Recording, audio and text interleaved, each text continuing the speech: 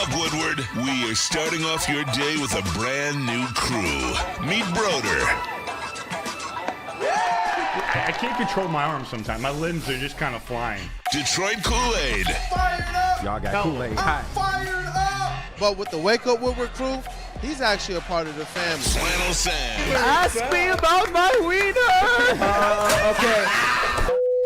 Along with JB and KG. Wake Up Woodward gets you all of your Detroit sports talk. Every morning, 8 to 10 a.m. Live on Woodward Sports. A show for Detroit, by Detroit, with people from Detroit. Tell Siri to set an alarm. Because it's time to Wake Up Woodward.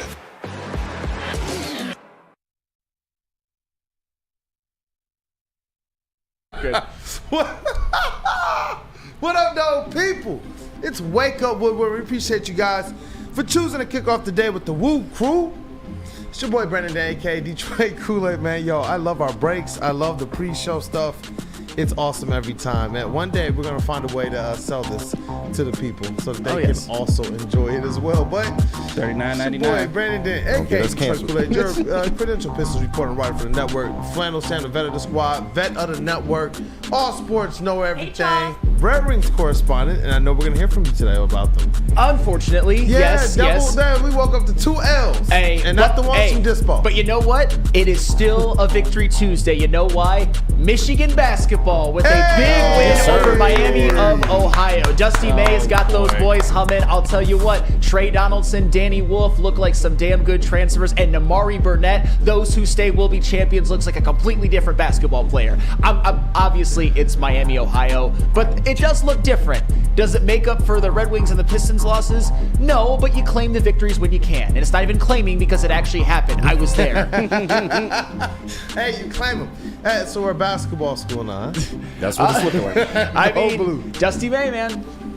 Program builder. Yeah, program builder. That's still the question mark with Sharon Moore. We will see. We will see. But you know what? Let's introduce the rest of the cast of the crew before we get into this full show today. Shout out to our brother Matthew Broder and that dude Justin.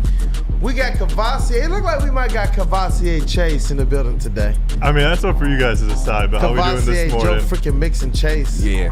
Yeah, 3 touchdowns last night. With 3 losses for you today. Jeez. Speaking of that game, It's a win for me. the Cowboys are now 0-5 at home. And they're not just losing, they're getting like nutted on every game. Every game! Damn. And you just hate to see it. Just come shot. Just damn. That's crazy. Facial. Looked like Brokeback Mountain. Am I wrong? No. 34-10 to the Texans. And I get it, the Texans, they got Nico Collins back, but that's still no Will Anderson. And the Cowboys lost by 24 at home. They were a facial before the year started. That's fair. That's fair. Just saying. Just saying, man. I'm telling you guys, man, the energy, it was out there. I remember leading up to that game, it was just like, no, the Lions are going to wash them. And then they actually did a lot more than that. But that's what the Lions are going to do, I believe, to a lot of teams in the second half of this season. But shout out to KG, Detroit's #1 draft pick in the sound booth, a.k.a. Black Hollywood. What up, though, man? What up, though, man? These Pistons, man. We gonna get into it, man. Yeah. But I really wanted them to get that win last night, but it's all good, man. But they just gotta play a little better, man. You did, Kool-Aid. I was a cocky bastard yesterday, and it blew up. Blew up in my face. Yeah. You were the one who was more Usually, I'm the one who's most mindful of opponents, but yesterday you were like, "Watch out for the Bulls," and I was like, he was scared of Kobe White. Look, it's different. It's different with basketball. Yeah. But that's the one that I'm like probably the most zeroed in on. And so it's like, you know, in following the trends of the squad, I know we're going to talk about it. That one just smelled like a loss. And there were a couple things that we do got to bring up as well. I believe that they were gassed, but we're going to get into that. JB Smooth, that's Woodward Sports MVP. Dang, it's a Tuesday. Long titty. It's a Tuesday, but it's a sad Tuesday, man. I had so much money riding on the Pistons. Aw, damn. Come on, JB. So you actually might need to go to the titty booth. I actually might need to go to the titty bar right Smooth. now. Come on. I had the -3.5 and the money line. I'm like, come on, they got to pull this out, but nope.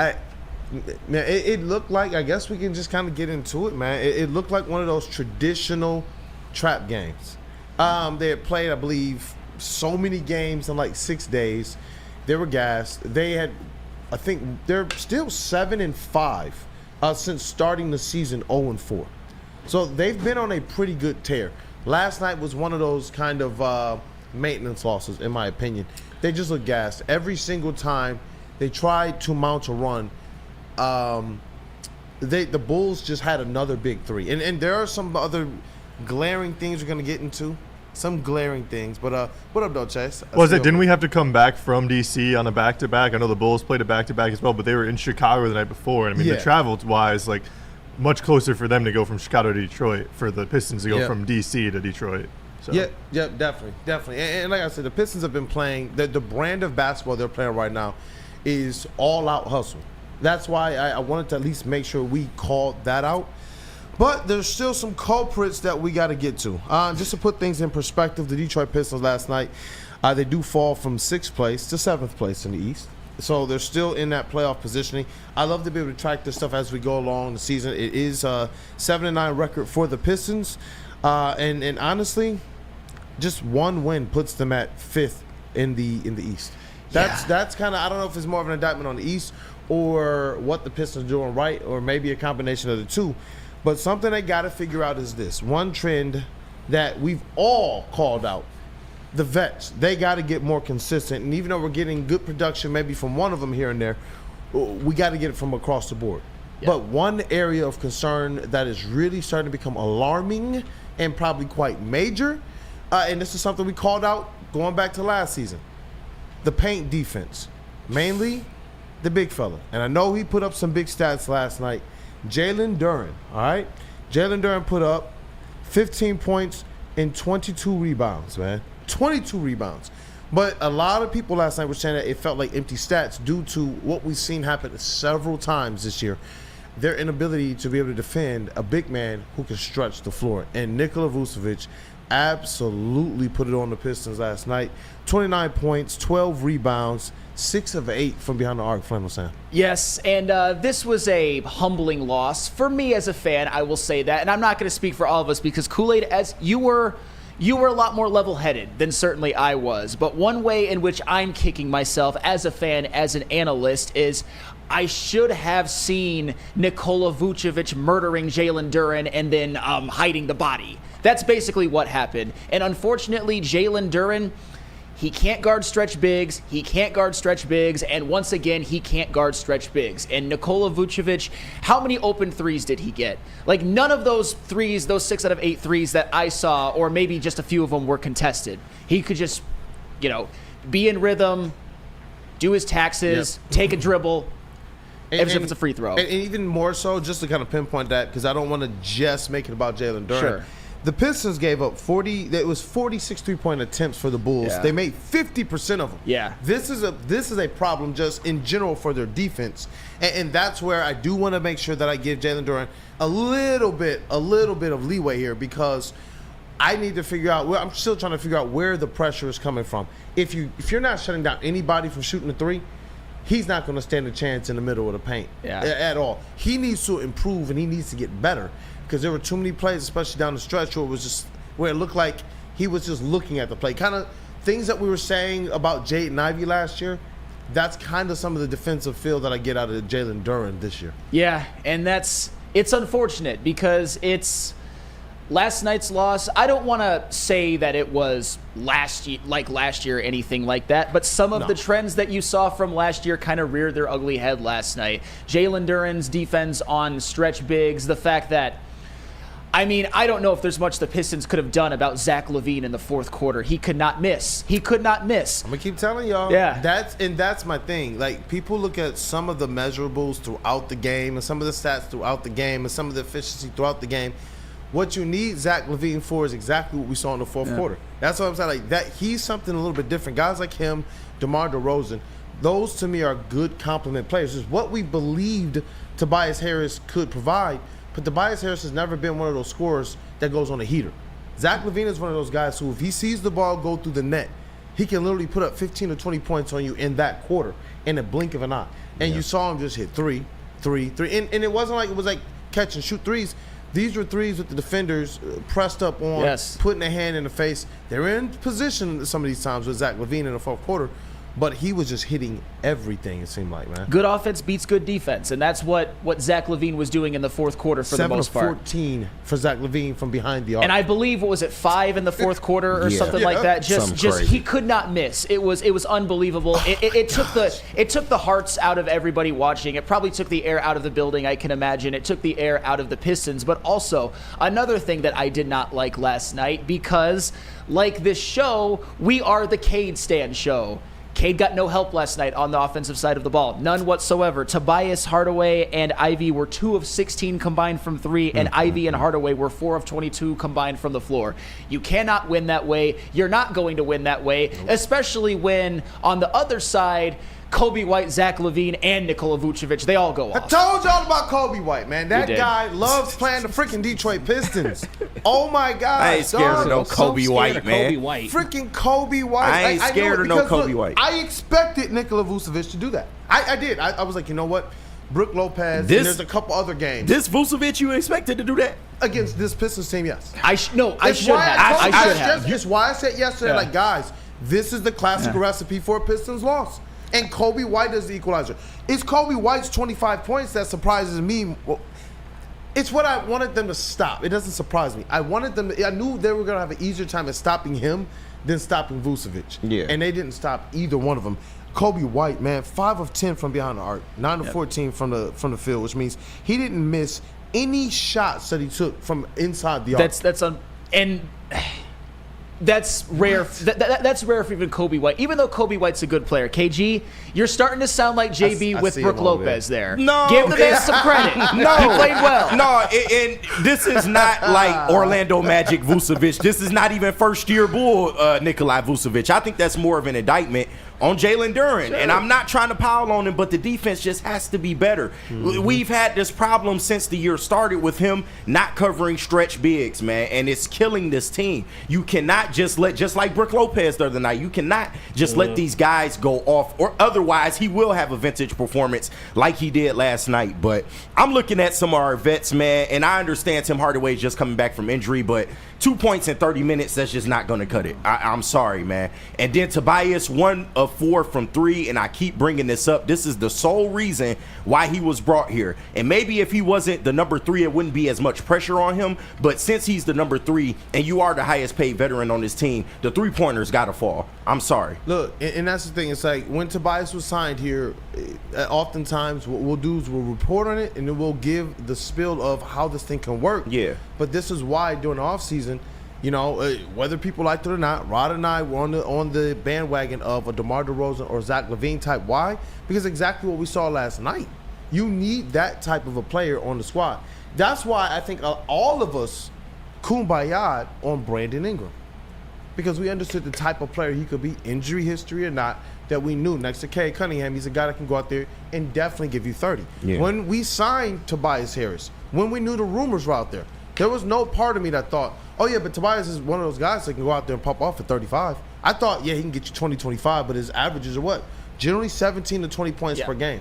And I didn't anticipate the shooting numbers to be the things that were going to hold him down this year. I've largely liked the way he's played inside the arc. Very, very gritty. He's creating contact. He's getting to the free throw line.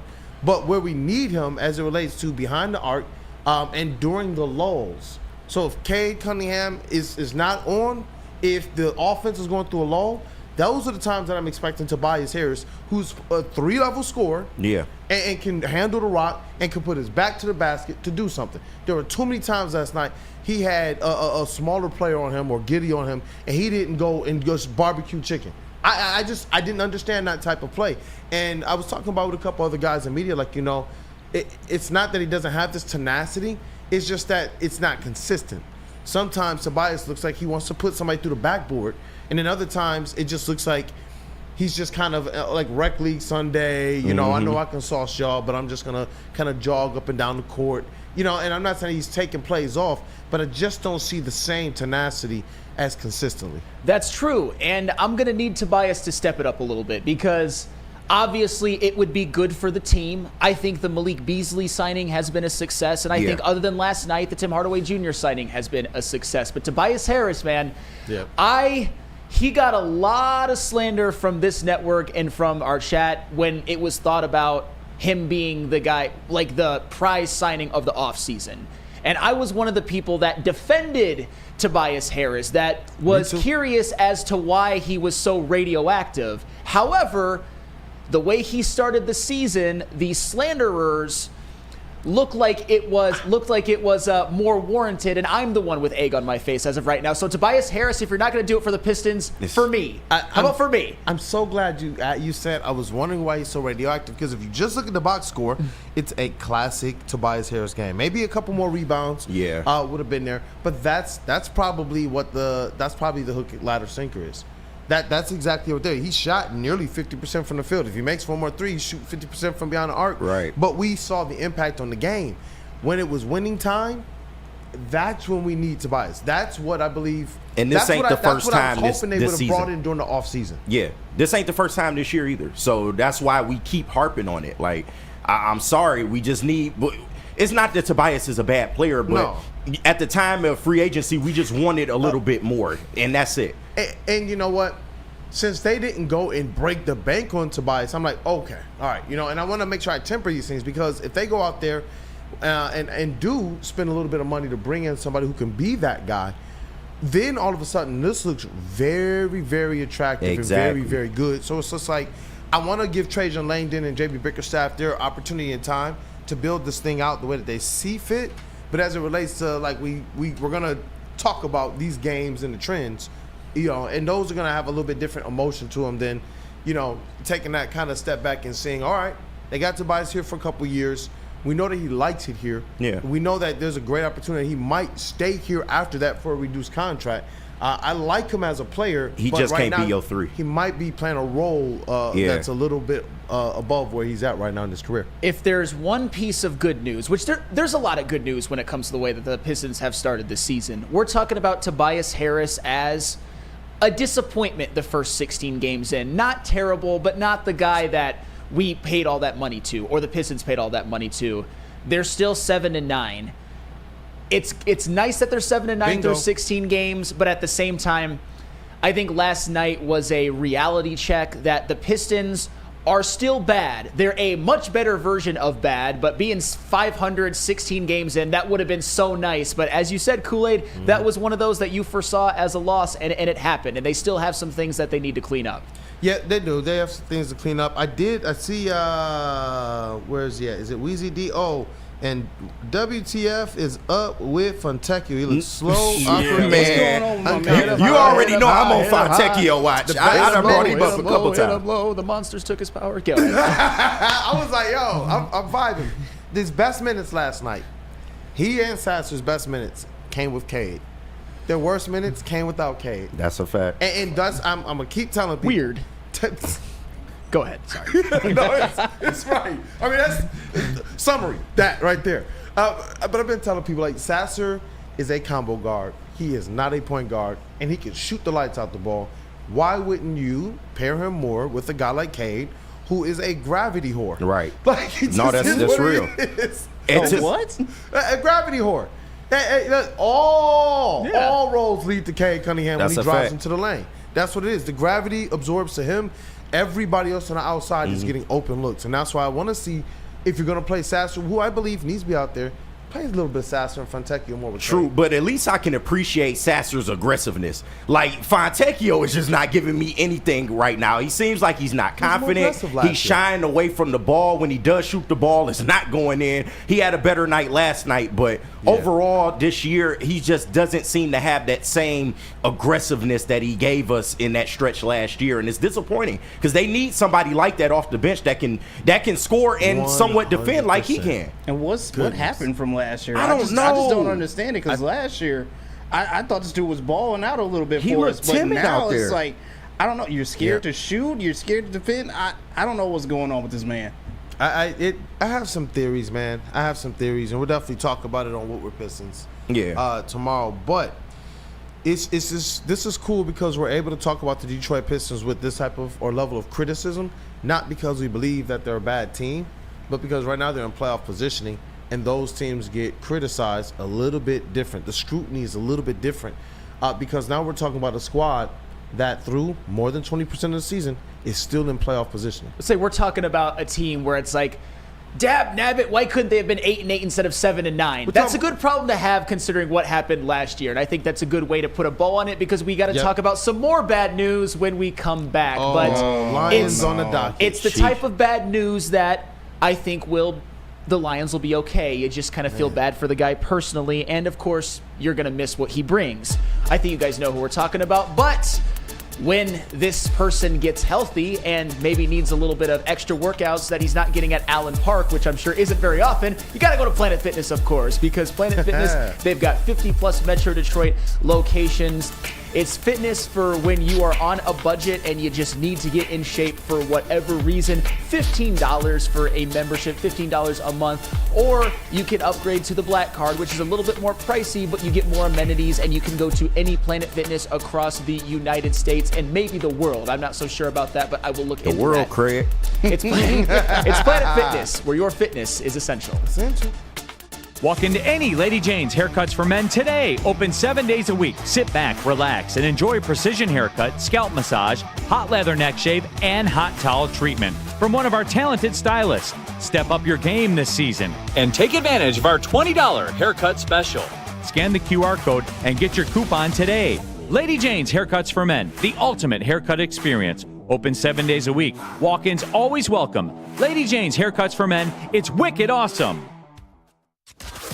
Can't get enough Lions coverage? Make sure you catch all Woodward sports shows every game day. Wake up with Woodward and Maine, giving you the latest insight into the Lions locker room and press conferences. Then join the Lions pregame show, highlighting key matchups, injuries, and what to watch for during the game. Follow all the ups and downs of the live game action with our Woodward Watch Party live on YouTube and WoodwardSports.com. After the game, check out the instant fan and host reactions with the Lions postgame show. Every game, it's wall-to-wall, kneecap-biting, high-fiving, chest-pumping Lions coverage. Hell yeah! Only at Detroit's #1 sports network, Woodward Sports.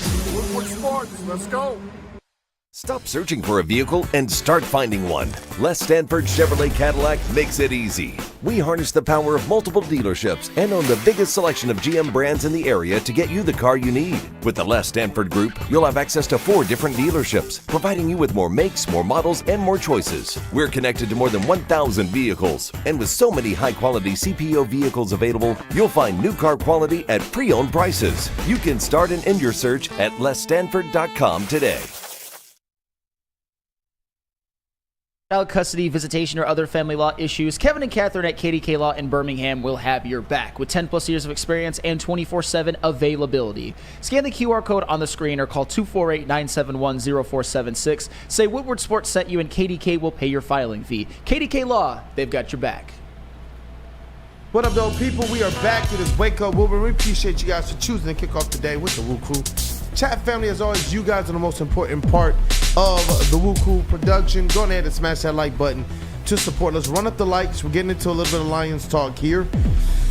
And honestly, the biggest item is the Alex Anzalone news. We spent all yesterday. It was double victory Monday. Pistons, Lions, and the Lions opened up an absolute can of Bobby Boucher, Waterboy, Whoope on the Jacksonville Jaguars.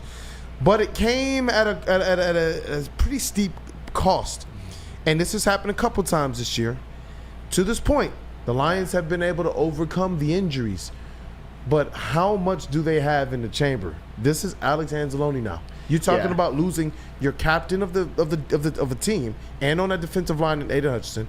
And now you're talking about losing a captain of effectively with your linebacking core. Yeah, Alex Anzalone, he's the leader of the defense. He's just to give you some numbers that he's putting up this year to give into context how important Alex Anzalone is. He's 3rd on the team in tackles. He's tied for 1st on the team in tackles for loss with Aiden Hutchinson, which is another Hutch is awesome thing. And it sucks that he got hurt because he's played half as many games as Anzalone, but still is tied, has the same amount of tackles for loss. Anywho, I digress. And Alex Anzalone is 1st on the team amongst linebackers in passes defended. And I think where you're going to miss Alex Anzalone the most, in my opinion, is his coverage, because he is the best coverage linebacker on the Lions. He's the one that is usually gets those matchups with the running backs coming out of the backfield and the tight ends. He's the one that is your guy on third down who you want to get those assignments and make those stops. So that is definitely going to be someone that you miss, somebody that the Lions are going to have to again replace as they've had to do so many times this year. However, and I'm just going to touch on this briefly and then I'll let you guys expound upon it. If you want some good news, Jack Campbell and Malcolm Rodriguez are playing the best football of their lives right now. Just like with every other injury, people are stepping up and they're stepping up in droves. And isn't it just perfect that right as Alex Anzalone goes down, which of course you hate to see it for him, and you want the Lions to obviously play with their full complement of players. That's right when Malcolm Rodriguez comes back, and he came back with a bang. So I think the Lions will be fine. You're definitely going to miss Alex Anzalone, but as the Lions have done with every other injury, it's next man up. They've got a lot of depth. Even some of their depth is hurt, but they still have enough, I think, to sustain this season to where they're still going to be the no doubt 1 seed. It is absolutely wild and crazy. And yeah, you never want to understate the losses that we have right now. You know, Aiden Hutchinson, Anzalone, Davenport, and others. But you got me even more fired up for this team. And it's not just for what you say, but what these guys are doing out there on the field. Now, the one thing we know that if this was last year, what we would be losing in an Alex Anzalone would be one of our 2 players that the league is complaining about. But this year, there's a level of physicality that I've seen the entire team take their game up to that tells me, you know what, we will be okay. With everything that I've seen from Alex, from Aaron Glenn, the defensive coordinator, scheming, no matter what deck of cards he's being handed, no matter what it is, he's been able to scheme up like the perfect game plan defensively. Whether it's mobile quarterbacks, whether it's outdoors, or no matter what the case may be, a team that likes to play downfield, he's been able to bottle up effectively He's been able to do it. It's not effectively. He's done that to every team, even in the game against the Buccaneers. And so I am confident in this squad. But when you mention guys like Jack Campbell, when you mention guys like Rodriguez, it's awesome seeing those guys all over the field. So when you start talking about quarterback hits, tackles for loss, the stops in the run game, they have shown to be really, really good at that this year. Sure tacklers, physical tacklers. Like Rodriguez is not just hitting people. He's making sure to toss them. And that's what I'm like, you know what? Let's get it. Because that's the stuff that had guys like DJ Moore complaining about Alex Anzalone. Yeah, and you know what? They're going to be complaining about other players too, if they choose to do so. I think everybody should just man up and not complain at all, but that's their prerogative. They've been doing it all season already. That's fair. That's why I say everyone should just man up. But the reality is right here, right now, if Alex Anzalone is healthy or not, Jack Campbell's the best linebacker on this team. And this isn't a shot at Alex Anzalone. It's more a testament to how much Jack Campbell has grown. And that's how it should be, because Jack Campbell needed to prove why he was a first-round pick, and he has done that. Yep. Jack Campbell leads this team in tackles. He's got 78. The next highest has 57. And I think what's even most impressive, just when you look at the numbers, because the numbers really match with what the eye test says, he leads the team in tackles assisted on by a wide margin. And do you know what that tells me? That tells me that Jack Campbell is all over the field. That tells me that if somebody is trying to run up the middle, for example, they go to DJ Reader first. He clogs everything up. He maybe gets a hand on a guy, and then Jack Campbell cleans it up. It tells me that Jack Campbell is flying sideline to sideline and in pursuit. If a defensive back or a defensive end or anybody else gets a hand on a guy first, Jack Campbell is there to clean up the mess. And oh, by the way, because we all knew that Jack Campbell had this in his arsenal, his coverage has vastly improved this season. Yep. His passer rating allowed when targeted is over 22 points better this season than it was last year. Last year, he was kind of a liability in coverage. This year, no more. Jack Campbell this year,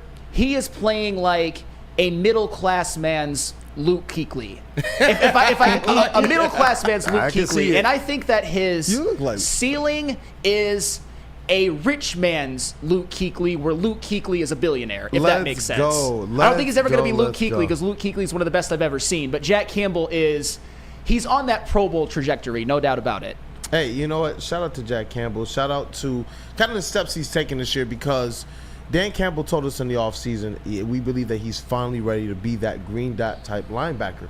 And they haven't really skipped those steps. They'll tell you straight up with these players, yeah, we drafted them. Yeah, we believe they're going to pan out. But Jahmyr Gibbs is going to need a little time. But J-Mo's going to need a little bit of time. But this might have to work itself out. And they've been honest with that. But when they've also stepped up and said, these guys are ready to go, they've been ready to go.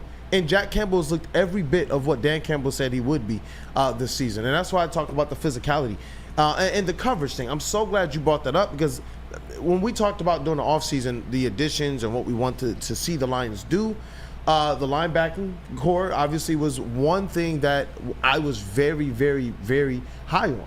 Why? I thought that those guys were going to take those steps forward, and they have so far. It's going to be interesting to see how this team responds to Anzalone being out. Their leader on the field as well. I do want to see how Jack Campbell does in that regard. But I'm confident in what the squad is going to do from the linebacker position. I've been confident. And you know what else? Something that Jack Campbell is, Flannel? What's up? He's going to be on your back. So, yeah, Jersey Watch. Let's get the Dick Campbell Jersey Watch. Gonna be getting lots of jerseys. He's gonna get a lot more opportunity, I think. You know, if they win the Super Bowl, I don't care if I'm broke and destitute. I won't be no matter what. Don't you worry about me, people. I'm just joking. There we go. But no, it's think great. He's gonna get there? Oh yeah, I think so. Especially and one of the reasons why too, and this is where I want to at least temper things just a little bit for the whole, because I don't want to undersell Alex Anzalone. One thing that, and one way in which Jack Campbell and Malcolm Rodriguez, for that matter, who's had an outstanding season for what his expectations were in his own right, one thing that they're going to need to be prepared for is to get more usage when it comes to coverage. They're going to be getting some of the assignments that Alex Anzalone was getting, because when you look at the numbers for Anzo versus Campbell and Rodrigo, Alex Anzalone was targeted much more than those other guys were. It's by 2 times more than Jack Campbell has. And that's because Alex Anzalone is the coverage linebacker. Now that's going to be Campbell and Rodrigo's job. The good news is that Malcolm Rodriguez's coverage numbers for the last couple of years are actually pretty good. He actually, believe it or not, this season has a lower passer rating allowed when targeted than Alex Anzalone. I'm not saying he's better at coverage. He doesn't have the usage. But Malcolm Rodriguez, he's kind of sneakily turning into that all-around linebacker. I'm not saying that he always was it, but he's tied for third on the team in sacks. He's really good against the run, and by the passer rating allowed when targeted metric, he has been a better coverage linebacker than Alex Anzalone. Although that's not true. It's impressive that his number is what it is. Yeah, it definitely is. And I expect him to continue up the same kind of ferocious play. And I wouldn't be surprised if we find him in a position to be able to get an interception too. We know that. We know, yeah. We know he has good hands. We've seen him do well. He got one this year. He got one against Baker last year, right? Rodrigo? Yeah. He got one in the NFC Championship. In the NFC Championship game. Yep. Hey, it'll be interesting to see because I want to see what Aaron Glenn is going to do scheme-wise. And I know we got a lot more that we're going to talk about as it relates to the safeties, as it relates to a linebacker. A possible reinforcement? Because I saw people already asking, hey, what about this linebacker? You know what? We're going to get into it coming up here in the next, in 2 segments. But first, we got to talk about these safeties, man. Kirby Joseph, Brian Branch, what they're doing is special. Special. Man, get well soon, Alex Anzalone. Get well soon, Alex Anzalone. But you know what? I think that, like all the other injuries, the Lions, the next man up will step up and do just fine. And Brad Holmes even got us a reinforcement. But more on that in about 15 minutes. But you know what you should always be watching? Woodward and Main and the pregame show. Hey, Detroit, on game day, wake up with Woodward and Main, your source for all the insider information on the defending NFC North champions, your Detroit Lions. With insight from Detroit sports media legend Terry Foster and rising star Matt Broder. Get ready, Detroit, every Sunday, 8 to 9 a.m. Woodward and Main, brought to you by Tangerine Space Machine, Tall, your local long drink, Sabbath Coffee, and Tullamore Dew Irish Whiskey. And you, of course, have to go to the pregame show afterwards, starring these 2 extraordinary gentlemen right there. That was all of us watching the Cowboys get nutted on at home again. It's the New Holland Pregame Brewing Company pregame show every game day. Neil Rule and Sean Belegian bring you the best Lions pregame show. Sunday, 10 a.m. to noon on Woodward Sports, live at Second Best Bar in Detroit. The latest injury reports, fantasy sit and starts, and the inside scoop on your Detroit Lions. Join us for every Sunday home games live at Second Best Bar in Detroit. Your official guide to Lions game day on Detroit's #1 sports network, Woodward Sports. Brought to you by Tangerine Space Machine, Taller Your Local Long Drink, Sabbath Coffee, Tullamore Dew Irish Whiskey, and Les Stanford Chevrolet. Service Academy football. How do people feel about getting a Planet Fitness membership for $15 a month? How do they like working out in a clean and spacious gym that's filled with equipment for every workout? And how about free fitness training in the judgment-free zone that leaves them feeling energized all day long? Join Planet Fitness today with the free PF app, online or in club, and start getting that big fitness energy for $15 a month. Love Woodward Sports? Love wearing clothes? Then you should be wearing Woodward Sports clothes. Check out our full line of merch at woodwardsports.com. Just click on Shop. We have all your favorite designs, like Dan Campbell kneecaps, Woodward Golf, and of course, our own logoed out merchandise. Men, women, infants, kids all love Woodward Sports. Impress your friends. Impress your boss. Impress your dog. Buy Woodward Sports merch today.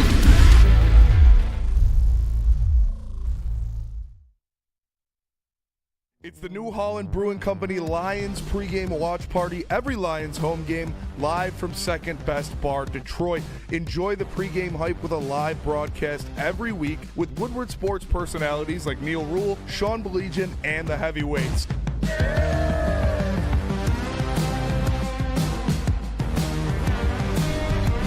Brought to you in part by Sabbath Coffee and Les Stanford Automotive.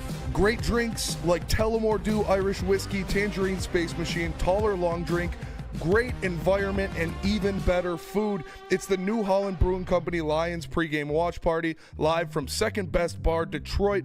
Brought to you in part by Sabbath Coffee Roasters and Les Stanford Automotive. Come get some. A ton of fun, a ton of sports, and a ton of man meat. Welcome to the Woodward Heavyweights, live daily 5 to 7 p.m. on Woodward Sports.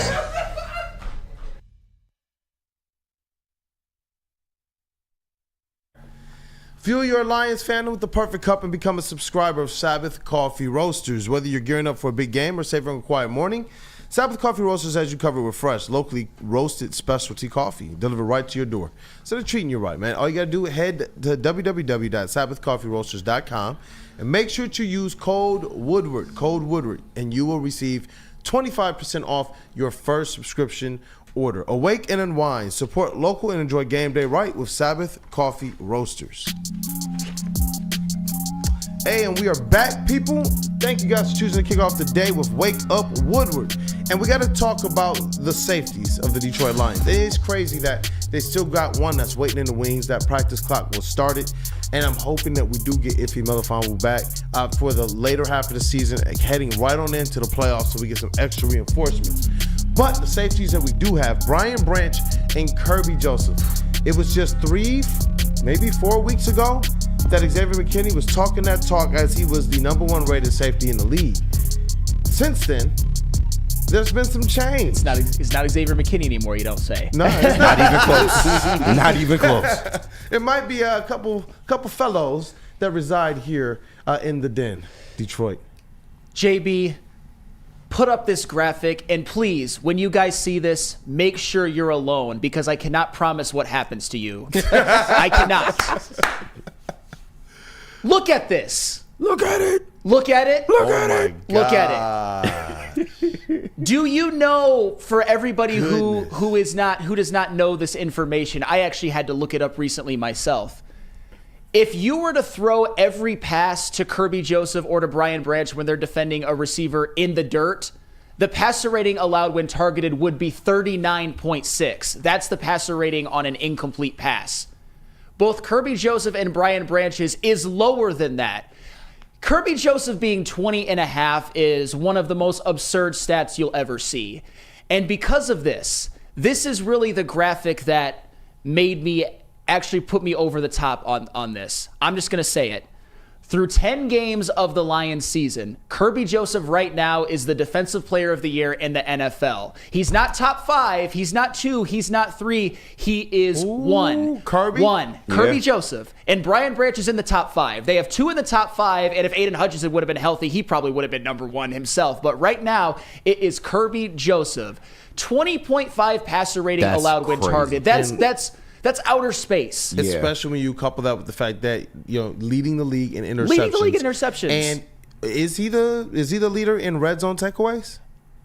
I don't know that for a fact. I'm pretty sure he is. Well, yeah, because that last one he had was a red zone takeaway. It wasn't an end zone takeaway. It was a red zone takeaway. I'm pretty sure he is. But he probably got more red zone takeaways than some teams. Well, I was about to say, that's 5 red zone interceptions. I think only 2 players in the NFL or 3 have more than 5 total interceptions. So it's definitely got to be Kirby Joseph. But I keep giving you these numbers, but I'll give you them again. It's not just the interceptions, it's when the interceptions occur. 4 in the end zone, directly taking points off the board for the opponent. 1 pick 6, which was the biggest play of the game in a win at Green Bay at Lambeau Field.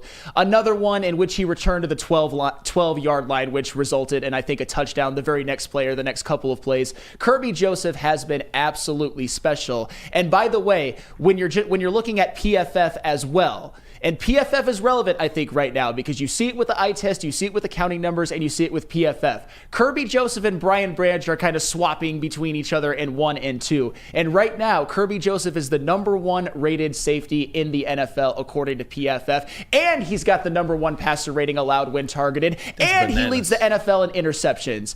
Kirby Joseph right here, right now, is the NFL's Defensive Player of the Year. Especially when you couple that with the narrative of losing one Aiden Hutchinson on that defensive line, which is supposed to make the job easier for that secondary. But instead, the Detroit Lions have found a way to just reverse that. They say, you know what, we got a couple Defensive Player of the Year candidates right back there in the secondary that's going to make sure that we clean things up. So guess what? If you do lose Aiden Hutchinson, if you do lose Alex Anzalone, you don't want that to happen. You don't ever want that to happen. But then the Aaron Glenn defense of between the 20s, but you get nothing in the red zone is in effect. Weren't they a pretty good top 15 defense last year doing that? Yeah, just bend but don't break. Yeah, and that's what I'm saying. But now this year, you got a team that's proving that, no, these safeties have taken that necessary step to the next level, and they are elite. Absolutely, which helps you in those 20s. Now they're not getting gashed. Obviously, Carlton Davis, Terry, and Arnold, they deserve a lot of credit as well. But those safeties, man, and what they're doing, it's incredible with how it has this defense. As, in my opinion, the best in the NFL. Ooh, that's a fact. I can't even argue that. Go ahead, KG. No, I just had a question because notoriously they don't give the DPOY award to safeties. Are there any pass rushers that you think are challenging for that award that can possibly shut Kirby out? Absolutely, I do. But I actually gave my top 5 personally.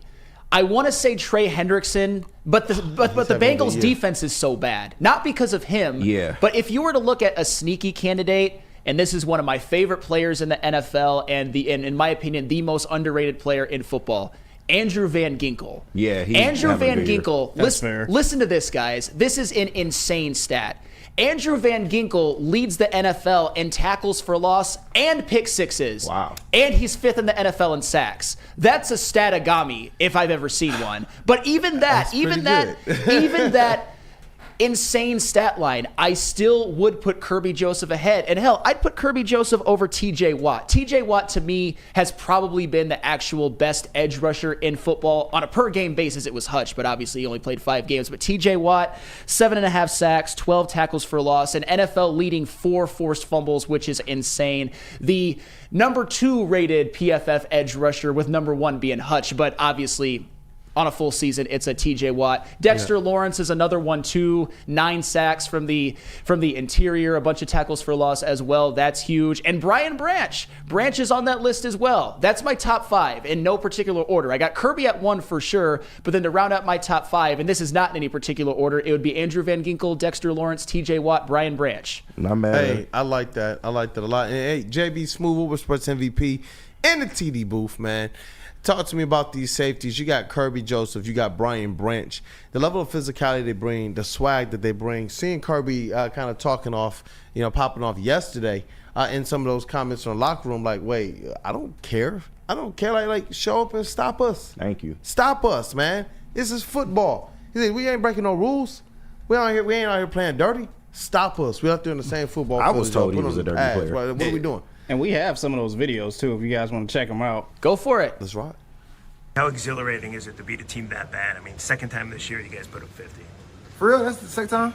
I thought it was like third time. Didn't we do somebody else like that? We got the ass, though. Shit. Close. We got the ass. Cowboys probably should have been 50. If you really not coming ready to play, like, we gonna give you BTA, for sure. Do you think that's what it is? I'm not coming, because I know Xavier McKinney said earlier that you guys seem like you're trying to embarrass people. I don't know. We just play football. If you're not coming with it to win, then you're gonna get your ass whooped. Like, really. Football. We just playing football. That's it. What up, though, JB? Talk your talk, JB. Being real about it. He's being real. We just playing football. If you don't come to show up and play, you know what? You're going to get your ass beat. That's it. That's plain and simple. BTA, as he said. BTA. If you don't show up, come to get your ass whooped. BTA. We're not out here trying to embarrass teams or anything like that, even though we've been an embarrassment for a very long time.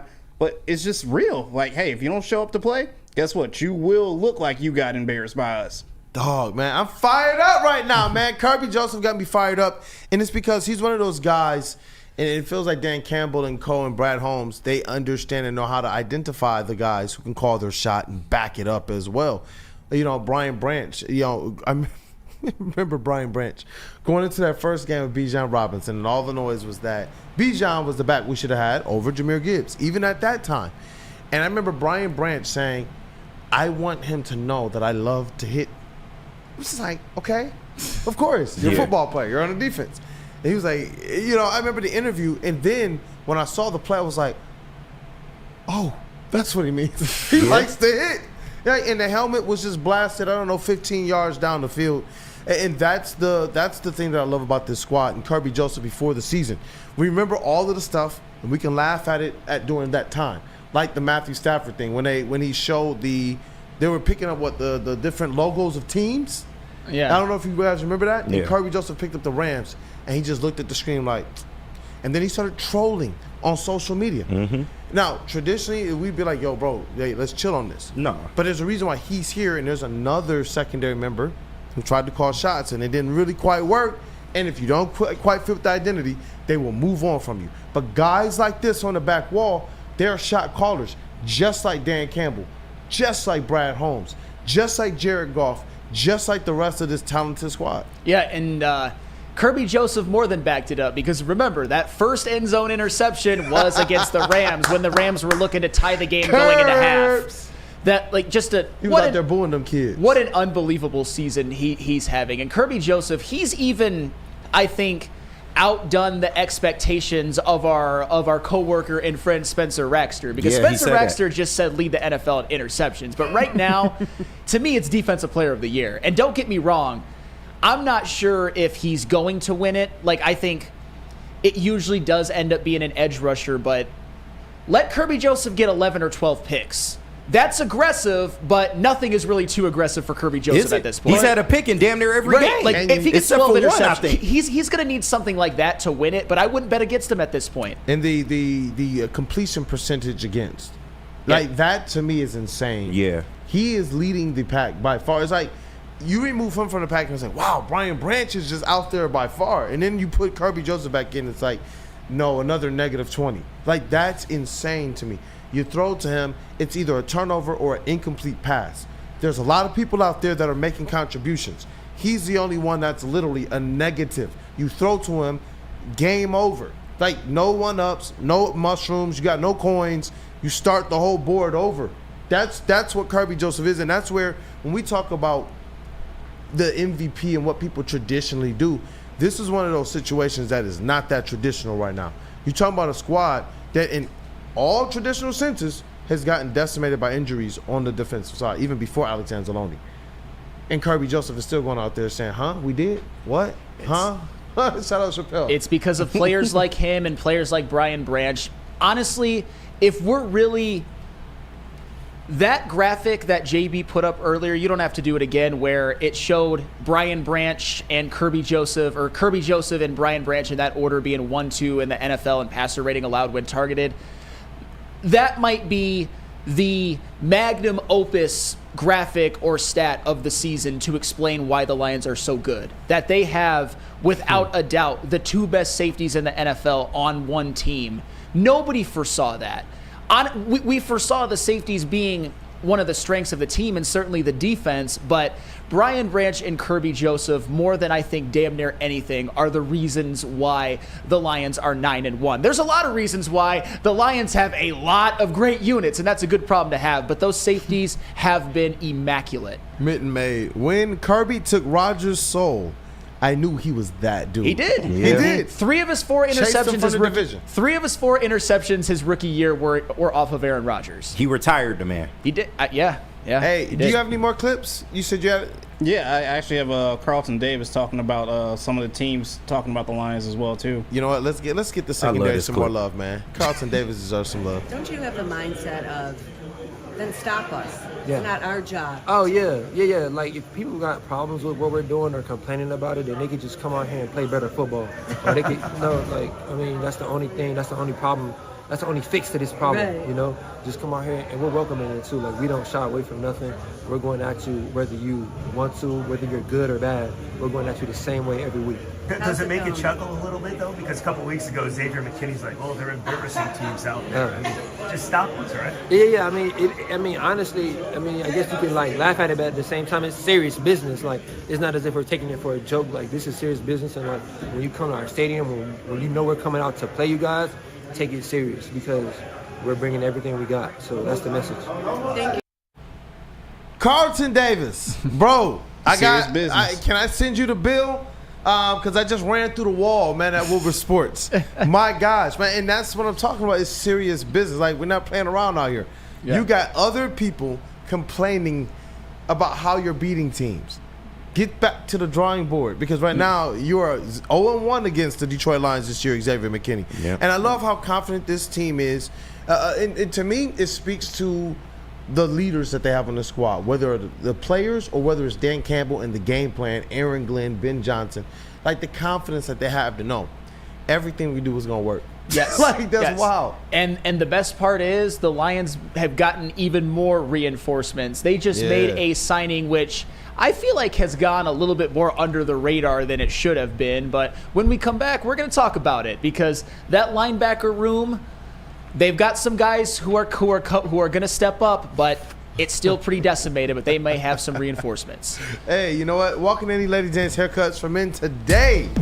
Open 7 days a week. Sit back, relax, and enjoy. $20 haircut special, a scalp massage, a hot lather neck shave, and a hot towel treatment from one of our talented stylists. Take advantage of our $20 haircut special. Now all you got to do, scan that QR code, so on the screen, wherever it is. No freaky You'll probably haircuts. find it before I do. And when you do, you'll get that $20 haircut special. What you doing in here? You ain't got no hair. Come on, man. I've been doing my beard, man. Come on. Y'all see that right there? I got a little bit of hang time, man. What you doing here, man? Ladies and haircuts for men. Open 7 days a week. Walk-ins always welcome. It's wicked awesome. Okay. You're an ugly guy.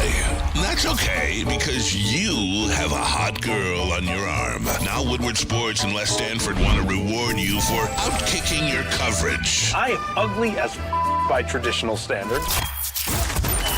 That's right. If your significant other's hotter than you could win tickets to the Thanksgiving Day game in Detroit. So find the best pic of her with the average-looking you and post it on X or Instagram.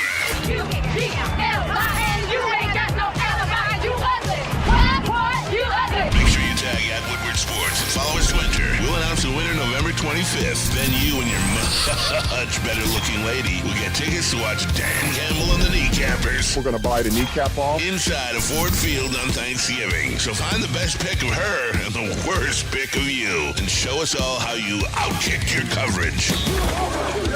Mama said you ugly. Hey! From Woodward Sports and Les Stanford. Congratulations to the real coach of the year, Motor City Dan Campbell. Just put your head down and go to work. It's about to be fun, man. It's about to be fun. Woodward Sports. Walk into any Lady Jane's Haircuts for Men today. Open 7 days a week. Sit back, relax, and enjoy precision haircut, scalp massage, hot leather neck shave, and hot towel treatment from one of our talented stylists. Step up your game this season and take advantage of our $20 haircut special. Scan the QR code and get your coupon today. Lady Jane's Haircuts for Men, the ultimate haircut experience. Open 7 days a week. Walk-ins always welcome. Lady Jane's Haircuts for Men. It's wicked awesome. Hey, attention sports fans, I got to tell you guys about Dr. Pierce. Let me find that read right here to make sure we do him the ultimate justice. But don't miss out on expert sports injury insights with Dr. Jeff Pierce of Michigan Sports and Spine. You can join Dr. Pierce every Tuesday on Big D Energy and every Thursday on Ermanni and Edwards, where he's offering you top-notch injury advice. So trust the guy that Darren McCarty, D-Mac, trusts. Why? Because Dr. Jeff Pierce is here to keep you in the game and performing at your best. For more information, visit MichiganSportsAndSpine.com or call 248-426-9944. Hey, and we are back. It is Wake Up Woodward, and we appreciate you, chat family, for being here this morning. Yesterday was all about the victory, celebrating the Lions' victory. Today is getting a little bit more granular, breaking down some of the bigger news items and making sure that we also shine a spotlight on some of the biggest contributors to the Lions over the weekend. And obviously, Alex Anzalone in the after the opening segment. And then we also talked about Kirby Joseph, Brian Branch, and where you have Kirby Joseph and Brian Branch on your Defensive Player of the Year. If you just want to run that back for the people, let's give them that top 5 again. I've got Kirby Joseph at 1. He to me is the Defensive Player of the Year in the NFL right now, and in no particular order, 2 through 5, I've got Andrew Van Ginkel, T.J. Watt, Dexter Lawrence, and Brian Branch. So two out of my top 5 are on the Lions. Let's go, Lions, man. And now we got to talk about, we mentioned Alex Anzalone, but the Lions, they made a corresponding move of sorts. They signed David Long, linebacker, to the practice squad. Yep. I believe it's David Long Jr. I don't know if I put that on. But David Long Jr. And I'll tell you what, I think the league effed up by letting the Lions get David Long. Mm-hmm. I don't understand how that happened or how Brad Holmes continues to do this. And I understand, I'm just being predictive right now. We don't know how it's going to work out. But Brad Holmes is an absolute expert at getting guys who are depreciated and turning them into the best versions of themselves. You see what just happened with Carlton Davis, and you see what happened before that with David Montgomery. Hey, paint the picture for me, Angelo. Paint the picture for the people. David Long has had a really bad season this year for Miami. The worst of his life by far. It just isn't working out for whatever reason. However, the season before, he had over 100 tackles. The season before that, he had 86 tackles in 12 games. And that's not all. David Long, and this is very on brand with the type of players that Brad Holmes likes to bring to this defense, to Allen Park. David Long in both 2023 and 2022 was one of the best run-stopping linebackers in the entire freaking NFL. One of the best. And what have the Lions done well defensively, even when overall they weren't so good? Even last year, they were great at defending the run. And David Long knows how to do that in droves. And David Long also right now is a need, because you're facing with playing probably the whole rest of the regular season without Alex Anzalone, playing the whole rest of the regular season on top of what he's already missed without Derek Barnes, and probably still an extended stretch without Jalen Reeves-Maybin, who's also on the IR. The Lions needed this kind of reinforcement. If you ask me, in a couple of weeks, if you get a linebacking core in this 4-3 defense of Malcolm Rodriguez, Jack Campbell, and David Long, good luck. And I get it. David Long has not been good this season, but he was really good the year before, and he was really good the year before that. And in the last 2 seasons, in 29 games played combined, 16 tackles for loss as well. And in 2022, he added 2 interceptions at a passer rating when targeted of 87. The man is good. It's just not working out for him this year, but that's why he's depreciated, and that's why Brad Holmes scooped him up when it was necessary. Yeah, and I'm looking at the chat here. The chat is kind of fired up right now. Greg Alspa. Yes, Flannel, let's go. He put the fired up emoji as well. Denver Blair said Miami isn't working out. Maybe it's not Long. Maybe it was Miami. Right. Two birds both stones said Long is only 28. and Mitten May. David Long is a solid replacement. Not as good as Anzo in coverage. I think we may finally go to a dime package in some games. That's 100% fair. Hey, Iffy? Yeah, I'm cool with that. Hey, you might be being pretty prophetic. Was that Denver Blair? I don't hate that at all. And no, David Long isn't as good in coverage as Alex Anzalone, but I will say this, in 2022, he had a pretty good season when it comes to coverage. Last year, not so much, but as I said before, the man stops the run and the man makes big plays in the backfield. That's what he's done during his best 2 seasons, which were 2022 and 2023. And I think you get him in the room with Aaron Glenn, you get him in the room with Jack Campbell and Malcolm, and of course Anzo is still going to be there, and a nice and a veteran presence like Jalen Reeves-Maybin and Derek Barnes as well. I think David Long is going to succeed, and I think you're going to get closer to the 2023 version of David Long than the 2024 version. It might take him a minute, but hey, let him come back for that stretch of all those divisional games. Let him come back and have him be available for Buffalo and San Francisco. Let him be available for the playoffs. And you know what, though? Environment matters, too. Organization matters. Your structure matters. When you're going somewhere, the old adage, you look good, you play good. Well, when your organization is good, you want to be there. This is what we're hearing from other players. We heard from Carlton Davis already.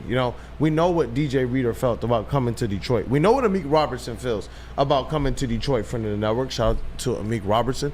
And it's like more teams. More Za'Darius Smith. I'm forgetting the biggest one. We see how he accepted this whole thing, almost as if I've always been here. That's kind of the vibes I get from Za'Darius Smith. Like, what are you talking about? He's always been a Detroit. He's always been a Lion. Like, there's nothing else that you can tell me about Za'Darius Smith before the trade. And now you go and you get a guy like this, and I'm hoping that it's something that kind of renews something. Sometimes when you're in bad situations and you don't have much to play for, the coaches might not understand necessarily how to put you in your best possible positions to succeed. Well, then you have some output like that. What we've seen out of Dan Campbell and out of this team, though, is that not everything pans out. Not everything that they take a chance on pans out. But I do appreciate the fact that they take these types of flyers, and who are you going to trust better in terms of development and coaching up and strategy and vets on the squad? Who are you going to trust better than this Detroit Lions team and organization to get the best out of these types of attempts? Speaking of organization, and I don't know if there's a correlation, but because it's the Lions and because there's a correlation with everything, nothing happens by accident. David Long has played the majority of his career with the Tennessee Titans. You know who was there also? Not as his positional coach, but Terrell Williams was in the room. But the vibes we got about Terrell Williams is, okay, yes, he's a positional coach, but he was one of those vibe guys. Yes. One of those leader of men. One of those guys who also you heard mentions of. When the Lions hired him, there were players that weren't here that were singing his praises, saying that's a great hire. Yes, and David Long played with Miami in 2023, but in 2022, which was another really good David Long year, he was with the Titans. And I bet you that Dan Campbell or whoever, they went to Terrell Williams and asked him, what kind of a guy is David Long? What kind of a player are we getting? Because Terrell Williams, even though he was the defensive line coach, him and David Long were in Tennessee together for, I think, at least 3 seasons. You could fact check me if I'm wrong on that, but it was definitely multiple seasons. We know that. I don't think it's a coincidence because that's good info, bro. Well, it's because the Lions they don't do anything by accident. They don't do anything by accident. Everything has a purpose. So I bet this has a purpose. But also, I think the best news of all is he's a really good football player who's just having a bad season. That's all. I love the way that you're even saying it. To you go from we got to make sure we get the information out. And then it goes to just this kind of excitement in your voice. Yeah. And it's I get it. He signs to the practice squad, not having the best of years, but the best of year this season. But everything that we know about this team, what we've seen in terms of his trends and the stats from the past, and the connections that he has, I like that you put that. The Lions have been very intentional. They've known exactly what they've wanted to go out there and do. They've been shot callers.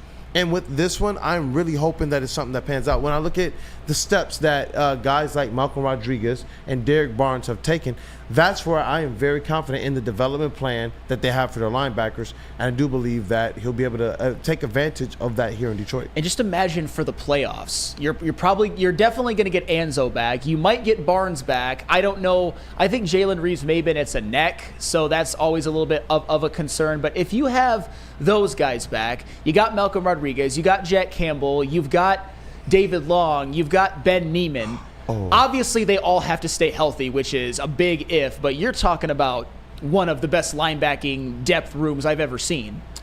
In the playoffs, I mean, that's sexy. I'll just say that. You know what? Can we give some love to, let me see here, because somebody else said it in the chat too. Oh, Steve Wilds also said it too.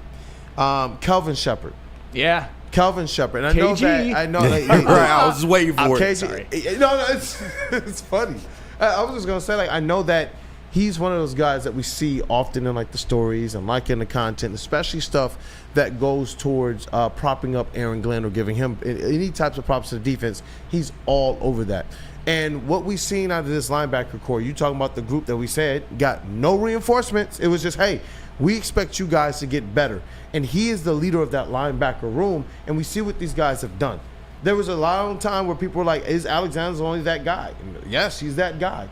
Jack Campbell, is he that guy? Yes, he's that guy, leading the team in tackles, and he's gotten better in so many different facets of his game. And who's the leader of that room? Who's the coach of that room? That's Kelvin Shepard, man. So I wanted to be able to shout him out. We're talking about the linebacker coming here, and the fact that this linebacker core has been very, very solid this season.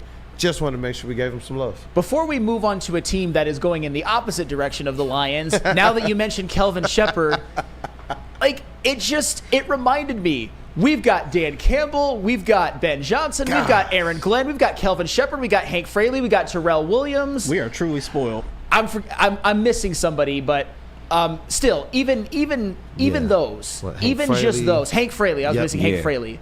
That's an all-time coaching staff. That's an all-time coaching staff. And a lot of them will end up being head coaches someday. I think Dan Campbell is not only going to be a great head coach for many years to come, it wouldn't surprise me if he has quite the tree that hopefully doesn't resemble Belichick in terms of what they all become, but maybe in terms of volume of guys getting head coaching jobs. I'm thinking, like, I don't know what the ultimate stats are, but I do know he was with the Parcells and with Sean Payton. Those are pretty good. Pretty good. And you see Hall the Famers. imprint. Yeah, you're exactly right about that. And you see the imprint. I still remember being young and impressionable teenager, watching the New Orleans Saints house us.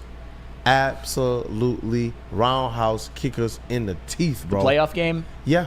Oh, yeah. They didn't do what didn't they do? They didn't punt. They didn't. One time. No. They scored on every single possession. Looks like the Lions offense now. And you know what? Who the frick apologized to us? Bro, national TV on the playoffs, they pantsed us, bro. Yeah. And laughed at us and pointed and said, raising PP. Like on national TV. So it's just like now we got Dan Campbell here, who was like, you know what? He's seen both sides of this thing. He went 0-16 as a player here in Detroit and understands the fabric of the people here and what it means if you could have a winning team. But he's also been on the other side of this thing, kicking in the Detroit Lions' teeth. And now he's here, able to say, you know what, I got a recipe, and we're definitely going to go. And he already talked about it. We're kicking in people's teeth, man. Kicking in people's teeth and no apologies, because us as fans have been on the business end on a lot of those teeth kickings. And now we are doing the kicking of teeth. Ain't no crying in football. But why is KG Shepard taking over our chat right now? Yes.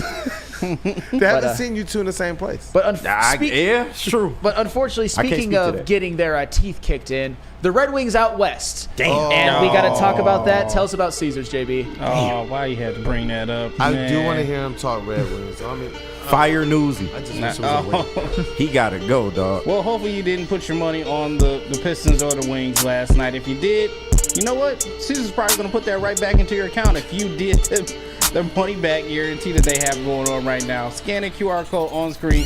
Use code word Woodward1000. You can deposit up to $1,000. And all you had to do was place a minimum of a $20 bet And if it didn't hit, they will throw it right back into your account. No questions asked. Could have did that last night with the Pistons or the Red Wings, or if you parlayed them both together, this money is probably back into your account right now. But scan that QR code on screen. Use code word Woodward1000. You know what? Make some money tomorrow?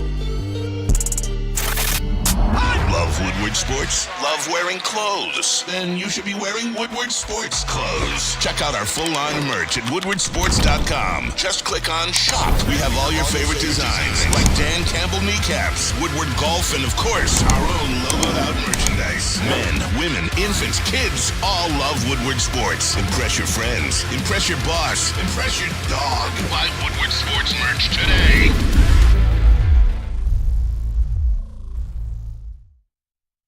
Feldman Chevrolet, Michigan's #1 Chevy dealer, is kicking off the game with the best prices on all cars, trucks, and SUVs, like this 2024 Silverado for just $296 a month, or this 2025 Equinox for as low as $371 a month. Our locations in Novi, Highland, New Hudson, Livonia, and Lansing means we have the perfect Chevy right in your backyard. Get the home team advantage every day at Feldman Chevrolet, Michigan's #1 Chevy dealer. Can't get enough Lions coverage? Make sure you catch all Woodward sports shows every game day. Wake up with Woodward and Maine, giving you the latest insight into the Lions locker room and press conferences. Then join the Lions pregame show, highlighting key matchups, injuries, and what to watch for during the game. Follow all the ups and downs of the live game action with our Woodward Watch Party live on YouTube and woodwardsports.com. After the game, check out the instant fan and host reactions with the Lions postgame show. Every game, it's wall-to-wall, kneecap biting, high-fiving, chest-pumping Lions coverage. Hell yeah! Only at Detroit's #1 sports network, Woodward Sports. Woodward Sports, let's go. We are the network for Detroit by Detroiters. Welcome to the Woodward Sports Network.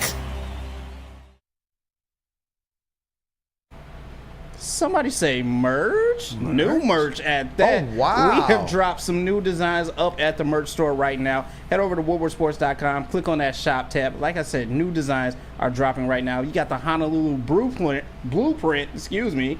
You got Dan Campbell's speech on a shirt for you, so people can read our captain's words. I need that, See, bro. everyone's It's the best need that. speech ever, bro. And That you just got the replaced the Roll Detroit Pride sign shirt. Detroit. You know what? That should have been going out of your closet a while It's ago. been retired. I'm telling you. I don't know what the hell he talking about. New designs dropping every single week. Head over to woodwardsports.com. Click on that shop tab. Get swagged out this season. Hey, welcome back, people. It is Wake Up Woodward, and you know what? I was hoping that we were gonna have a double victory show. Instead, we have double L's.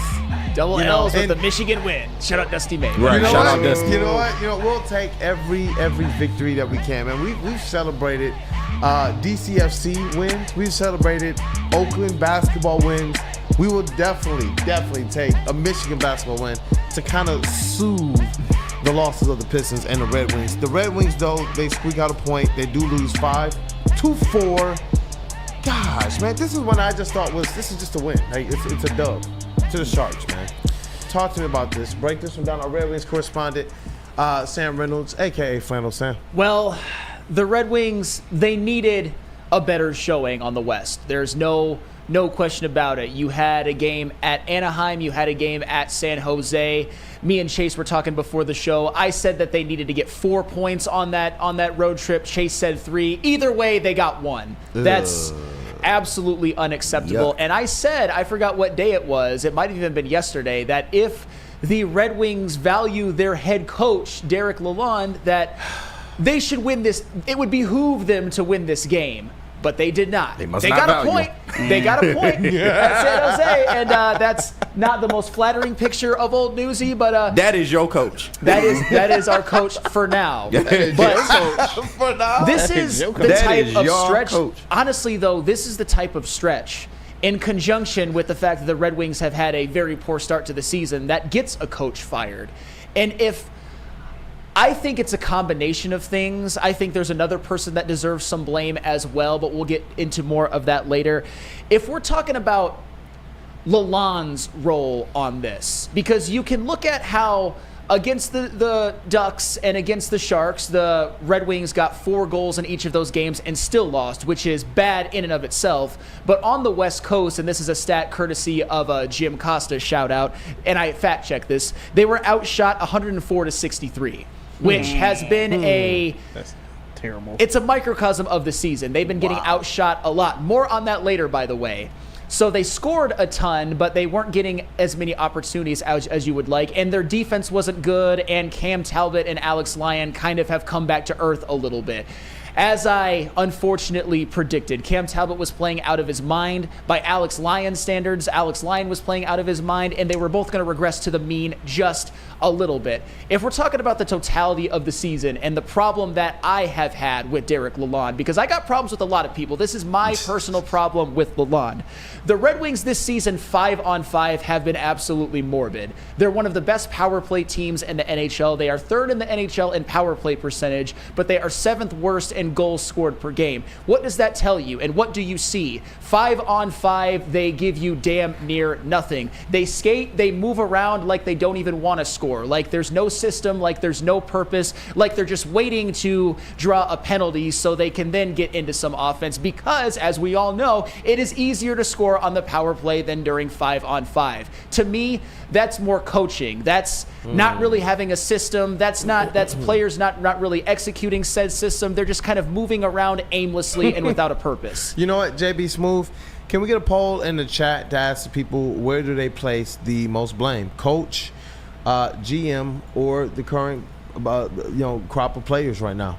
Because I'm interested to see.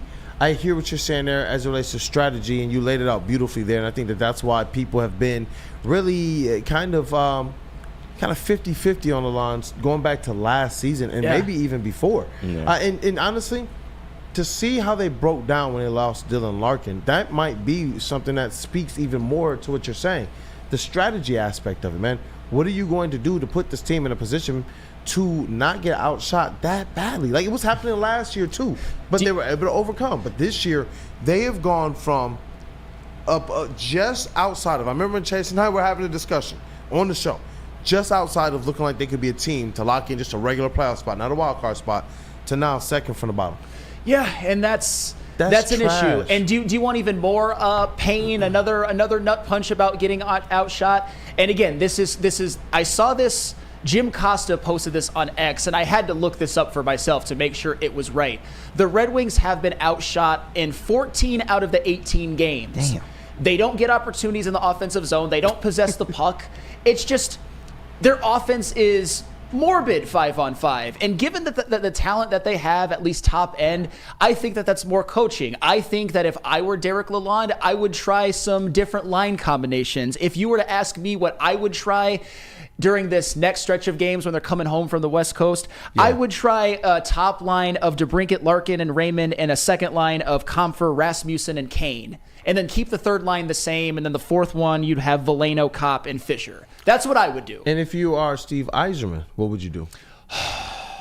Steve Yzerman is not blameless in this. And this is... Talk to me. And my issue with a segment of the Red Wings fans who want to put the blame 100% on LaLonde and 0% on Steve Yzerman. And don't get me wrong, Steve Yzerman has done some really nice things, especially in the draft, especially with the top 10 picks. Hit on Raymond, hit on Seider, looks like he's hit on Edvinsson. Casper is starting to show some things, which I like, no doubt about it.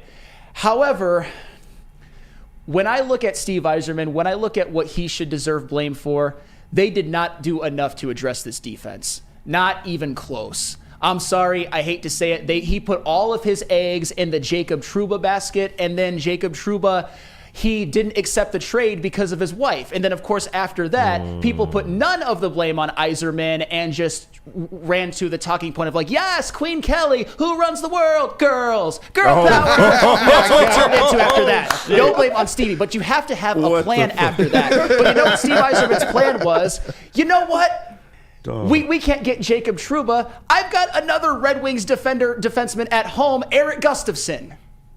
Obviously, I'm being sarcastic. Eric Gustafsson is mid at best. Go ahead, KG. No, I had a question.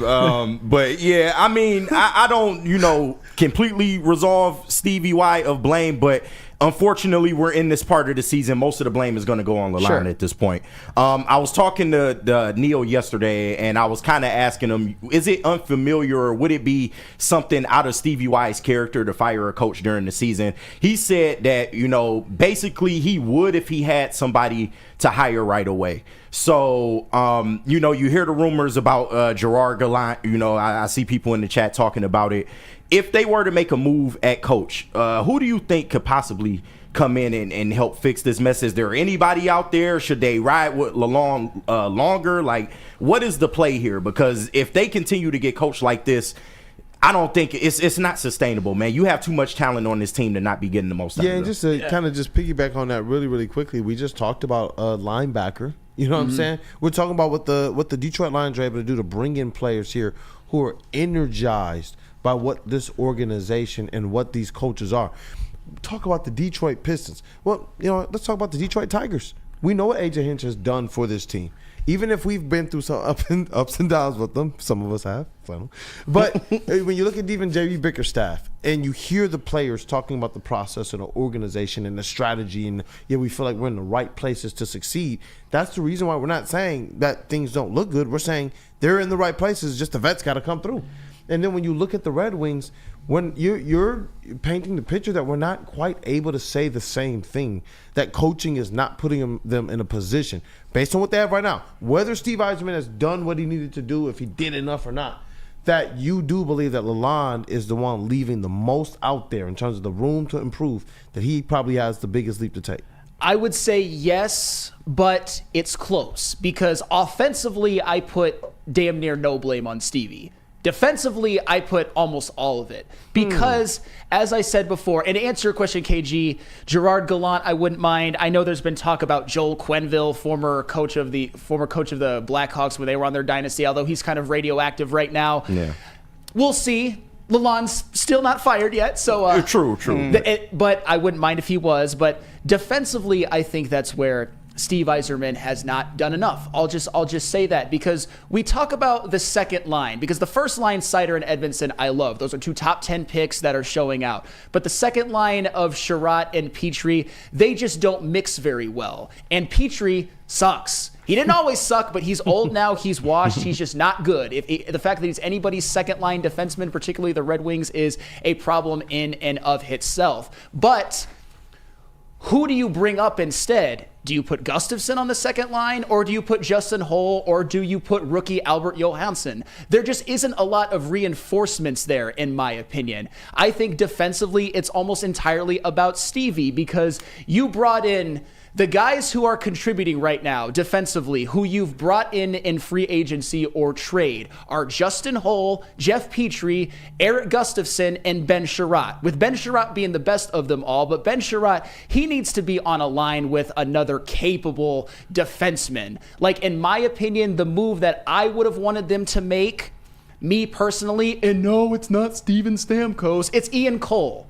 Bring in an Ian Cole. Right now, he is 14th in the NHL in block shots, and Sherratt is 18th. If you had a blue line pairings, your top three pairings of Seider and Edvinsson, and then you put in Ian Cole and Ben Sherratt on line 2, and then Gustafsson and Johansson on line 3, I think that's a real NHL blue line 3 deep with some potential, with the third one being a little shaky with Johansson having room for improvement. But right now, and then you just send Justin Holl and Jeff Petrie to space. I'm cool with that. I know that they're still under contract, but you can healthy scratch them. You did it with Holl a lot last year. But Sam, how long would you let this go? And not to push you back into the fire the coach corner, but how much longer would you let something like this go before maybe you look into it and say that he might be the problem? I'd be fine with firing Derek LaLonde now. Yeah, I would, honestly. I would. I'm giving you where I think LaLonde is at fault and where I think Stevie is at fault. I want to hear from Chase, a puck knower in his own right. Yeah. What has been the biggest issue with the Red Wings? I know we talked about it briefly before the show. Kavasi. I mean, defensively, they're playing like ass. Like, you can't go on the road. 2-pack of ass. You can't go on the road and give up 5 and 6 goals, or 5 and 4 goals to the Sharks and the Ducks. Like, those two teams you should easily be competing against. Like, like the loss to the Kings I can accept because they're a good playoff team, but we were playing well for the first period and a half against the Ducks. They just take their foot off the gas. They just I'm trying to bite my tongue a little bit. I'm getting really fired up about this. No, fuck that, Bro, Chase. Let it go. Cavassier Chase. You Cavassier Chase right now. It's very frustrating to see like them play so well for a short period of time and then not be able to bring it home when it matters most in the second half of games. It's like watching the old Lions. It can kill the morale, SOL man. when they come out and they play good for a fucking quarter, but then they just fucking fall on their face and then they have to play catch up the rest of the game. It's like you need someone to get fired up on that goddamn bench. Put some fucking spark in those guys. The reason we wanted Jacob Trouba is because he's someone who gets on the ice and he has some fucking fire on his skates and on his fucking fist. We need Sider and Edvinsson to pick it up, act like some fucking leaders, earn the fucking captain, earn the A on your chest, and just like I said, I'm getting fucking worked up on this. He about to bang his head on the table. He about to pull his head. Got that proud smile on his face. No, I mean I'm with Sam. I'm cool with firing LaLonde. Like you can't go on the road and lose like you did against the Sharks and the Ducks. And I'm not even gonna blame LaLonde entirely for the Sharks game. I mean, like the first 2 goals of the game that Talbot gave up were weak as hell. Like you cannot let those goals go in the goddamn net. Mackenzie Blackwood sucks ass. God damn it! But Chase, and I think that's where we can be lockstep in terms of Derek LaLonde. There's no fire, there's no energy. He's a squish. That's what he is. If his role, if the Red Wings were going to succeed under him, was supposed to be about the system, supposed to be about the X's and O's, because you knew you weren't going to get a whole lot of fire and passion, at least outwardly. And when you don't have the X's and the O's, and when you're kind of like a lump of goo on the bench, again, it's not all about LaLonde, but that was a pathetic showing on the West Coast. Absolutely pathetic. You nailed it, Chase. Defensively, the softies, the lack of fire, you hit it on the head. Thanks. And by softies, I mean soft goals. Yeah, no, I know what you're talking about. Yeah, you can't I know what you're talking about. Yeah, those soft goals they let in the net, just unacceptable. Punch it to bias. You gotta dunk that shit. I feel like Chase needs a cigarette after all that. I've said that to Vlad Golden a couple of times at Michigan games, but that's neither here nor there. Let it breathe. I mean, Chase went in. I'm looking at the chat right now, man, and Greg Elspot, Chase Hamley with the fire emojis, Xavier D, Chase fire, Vincent E fire emojis. It's a safe space. Hey, man. listen, gotta get it off. Vincent E, $20 in the swear jar. Might be more than 20. It's hockey, man. If you can't, you gotta be able to you gotta have adult ears for hockey talk. Rando Smalls, Chase, I gotta do some justice because it's in all caps. Chase, now you got me fired up. Let's rock, man. And I'm hoping that final Anzalone. I guess we gotta have a name for Cavassier Chase when he's painting. Today, this was one of those abstract paintings. When they put on the heavy metal music and they just start splashing paint everywhere. That's what he was doing and trying to, That's Jackson Pollock style painting, the splatter. Of course you would know. That's Chase GPT. I love it. But I do want to get into the top 10. I know you prepared one. I was going to, but late night again. Hey, that's all right. Game. KG's got one. Yeah, I got you. Don't worry. I'll pick my brother up. Let's rock, man. Let's get into this next segment. Absolutely. Stanford. Nice fire you showed there, Chase. Yeah. Well done. Yeah, I didn't know he had it in him. That was epic, man. Good job, kid. I did know he had it in him. I hadn't seen it quite to that level, but I know a passionate person when I see one. Woodward Sports and Les Stanford want to reward you for outkicking your coverage. That's right. If your significant other is hotter than you, you could win tickets to the Thanksgiving Day game in Detroit. Find the best pic of her with the average looking you and post it on X or Instagram with the hashtag Woodward Tickets. Tag at Woodward Sports and follow us to enter. We will announce a winner on November 25th. Outkick your coverage from Woodward Sports at Les Stanford Chevrolet, Cadillac, GMC, and Buick in Dearborn and Ferndale.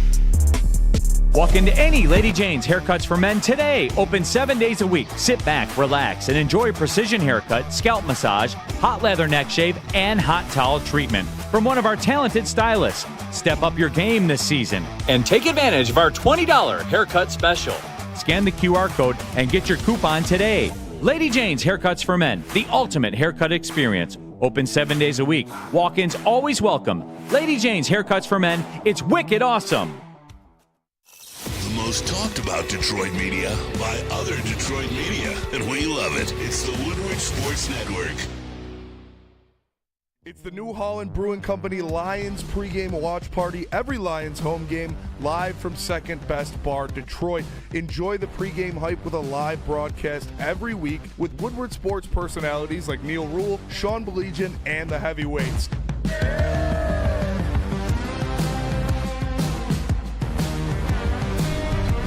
Brought to you in part by Sabbath Coffee and Les Stanford Automotive. Great drinks like Tullamore Dew Irish Whiskey, Tangerine Space Machine, Taller Long Drink, great environment, and even better food. It's the New Holland Brewing Company Lions pregame watch party live from Second Best Bar, Detroit. Brought to you in part by Sabbath Coffee Roasters and Les Stanford Automotive. Come get some. Is that an octopus in your pants, or are you just happy to see me? See what I did there? Go Red Wings! From Octopi Experts, Woodward Sports. 1800 Tequila, official tequila of Woodward Sports Lions watch parties and post-game show. Join 1800 Tequila and Woodward Sports every Lions game live at Hayes Social in Shelby Township and celebrate the wins with smooth 1800 Tequila. Proud sponsor of your Detroit Lions. 1800 Tequila, the best taste of tequila. Drink responsibly. What up, though, people? We are back. We got to get into these top 10 power rankings this week. Cannot wait to see. You know, you guys already know my list. It's the Detroit Lions and F everybody else. Yeah. That's my top 10. That was damn near my list, too. Hey, the rest of the teams don't wait.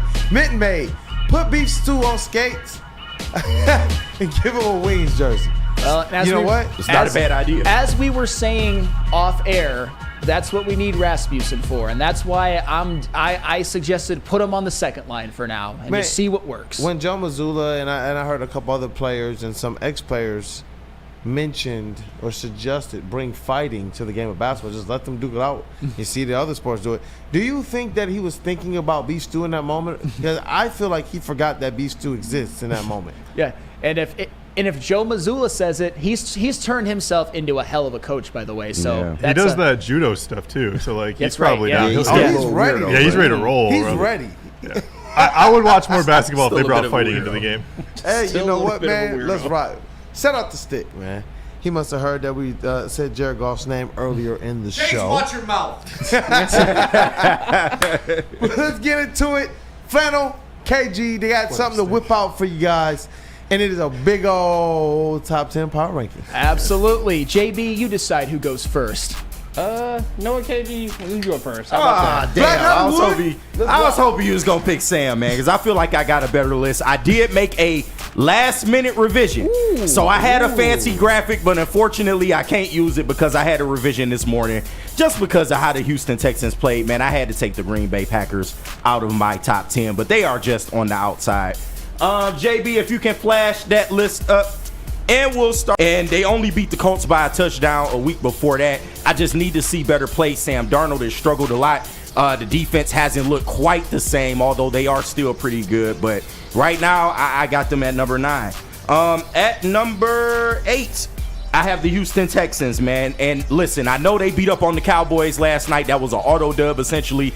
But it's the way they responded, coming from that Lions loss. That was a bad loss, man. They had to win that Lions game. If you're the Texans, you're probably kicking yourself that you didn't. But, I mean, they are the division leaders right now. And they starting to get healthy, man. They got right last night, and they're getting some of their dogs back. The offense seems to be coming back to form, and Joe Mixon is still a powerhouse, man. At number 7, I got the LA Chargers, because who got it better than them? Nobody, man. 6 other teams. That's fair. That is fair. But listen, Jim Harbaugh, it's working over there. Yet again, the man does it again. They are second in the AFC West, but arguably if the Chiefs keep fucking up, they might have something to say about that AFC West, man. They are winners of 4 straight. They beating the weaker teams that they supposed to beat. Justin Herbert's been playing better, and they have a really, really good defense. Damn near great defense, I would say.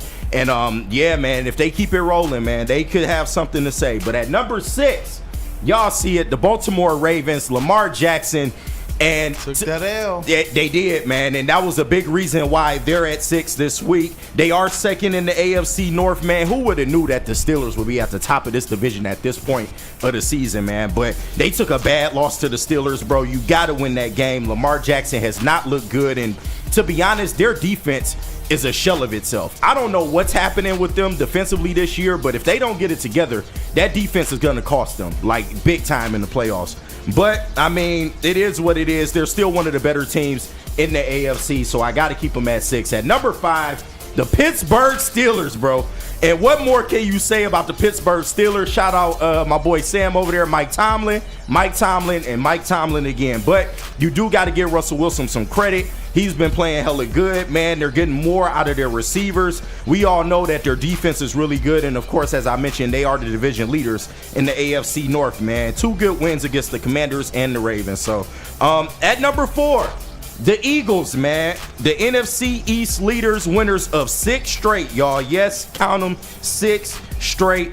And Saquon again. We all know what the story is there. Saquon Barkley playing amazing football. Jalen Hurts has kind of got it together. And ever since they've gotten back healthy, man, they have been a unit, man. And they are pushing for that number 1 seed. But y'all know the Lions got that on lock. At number 3, the once famed Kansas City Chiefs. What has happened to the Kansas City Chiefs? And listen, Flannel, I understand. I'm going to give them all the respect in the world. They have gotten to 9-1, but the way they have played offensively is just not sustainable, and we all knew it wasn't, and it finally bit them in the ass, man. Josh Allen came in there. He played MVP football, and they finally got their first loss of the year. But if we being real about it, they struggled with the Broncos, the Bucks, and even the Raiders in the last 3 weeks, man. And the defense can only do so much when the offense is playing like this. I know they're 9-1, and listen, they are a great team. They are a Super Bowl defending champion, but they are a fraudulent 9-1, at least in my opinion. Now, can they right the ship? Of course, but we just need to see better play offensively. At number 2, it is the Buffalo Bills, and that's the Bills division to lose. We all know that, man. The Jets, come on. The Dolphins, come on, man. Nobody is touching them right now. Winners of 6 straight as well, and Josh Allen is playing MVP football. Like I said earlier, their running game has looked really good with James Cook back there, and Josh Allen beat the Chiefs with a lot of his main receivers injured. I know Amari Cooper might have played, but he was injured. Keon Coleman was injured as well. So for him to go in there and do that, man, was absolutely amazing. And of course, at number 1, your and our Detroit Lions. Man, it's been an amazing season. All 3 phases, man. Offense, defense, and special teams. And of course, we are the leaders in the NFC North and the NFC period. We're also the leaders in forced cries by opponents. Oh, that's a fact. But we are bound for that number 1 seed, baby. Let's go. Let's go. I like this list. I'm going to see your list first, and then we can jump into both of them. All right. Sounds good. Let's rock. JB, go ahead and throw it up. All right, shout out to Justin, by the way. He cooked this one up. At number 10, I've got the Commanders, just like KG did. As KG mentioned, Jaden Daniels has fallen off a bit, although he's still having a hell of a year. They run the ball well. Defensively, they've been better than any of us expected. Dante Fowler's having the best year of his career. Bobby Wagner, Frankie Louvu, great additions. The Commanders, I think they'll be a wild card team. At number 9, I have the Ravens. Man. Damn, to 9? They have 4 losses, man, and their pass defense, even though it wasn't bad against the Steelers, over the totality of a season, their pass defense is one of the worst in football, and they really needed. They're gonna be a wild card team. Yeah, people might think that they're one of the most talented teams in the NFL, and that's all well and good, but they're gonna be a wild card team, and they've let a couple slip away. They actually played well defensively, and they just didn't get it done. At number 8, I have the Green Bay Packers, who were fortunate to escape at Chicago with a win. As I've said, I think the 2 driving forces of this team have been what they did in the offseason with Josh Jacobs and Xavier McKinney. Jordan Love has had his moments, although he's a bit turnover prone. I expect them to finish 3rd in the NFC North, but still make the playoffs. At number 7, I have the Los Angeles Chargers, exactly where you did, KG, because Don't things look different when you got to have a competent head coach? Yeah. Don't things just look great? If they had another receiver, watch the hell out. Absolutely. The defense is the best in the NFL statistically. Shout out Jesse Minter. Justin Herbert is playing MVP football. J.K. Dobbins has turned back the clock. And hey, shout out Broder. Lad McConkey made a couple of huge. I thought of him instantly when I saw Lad McConkey. Had some huge catches off of some huge throws by Herbert to lead that game-winning drive, which ultimately was culminated with a J.K. Dobbins run. The Chargers are good, man. The Chiefs should be looking in their rearview mirror a little bit because they play them head-to-head in a couple of weeks. At number 6, I have the Steelers. The Steelers' defense is one of the best in the NFL. I would probably say that they are the best in the NFL, even though statistically it says the Chargers. TJ Watt is TJ Watt. Yep. And have you seen what Cameron Hayward is doing this year? He has absolutely turned back the clock. He's having the best season of his life at 35. He is putting a Hall of Fame case together with how he's finishing his season.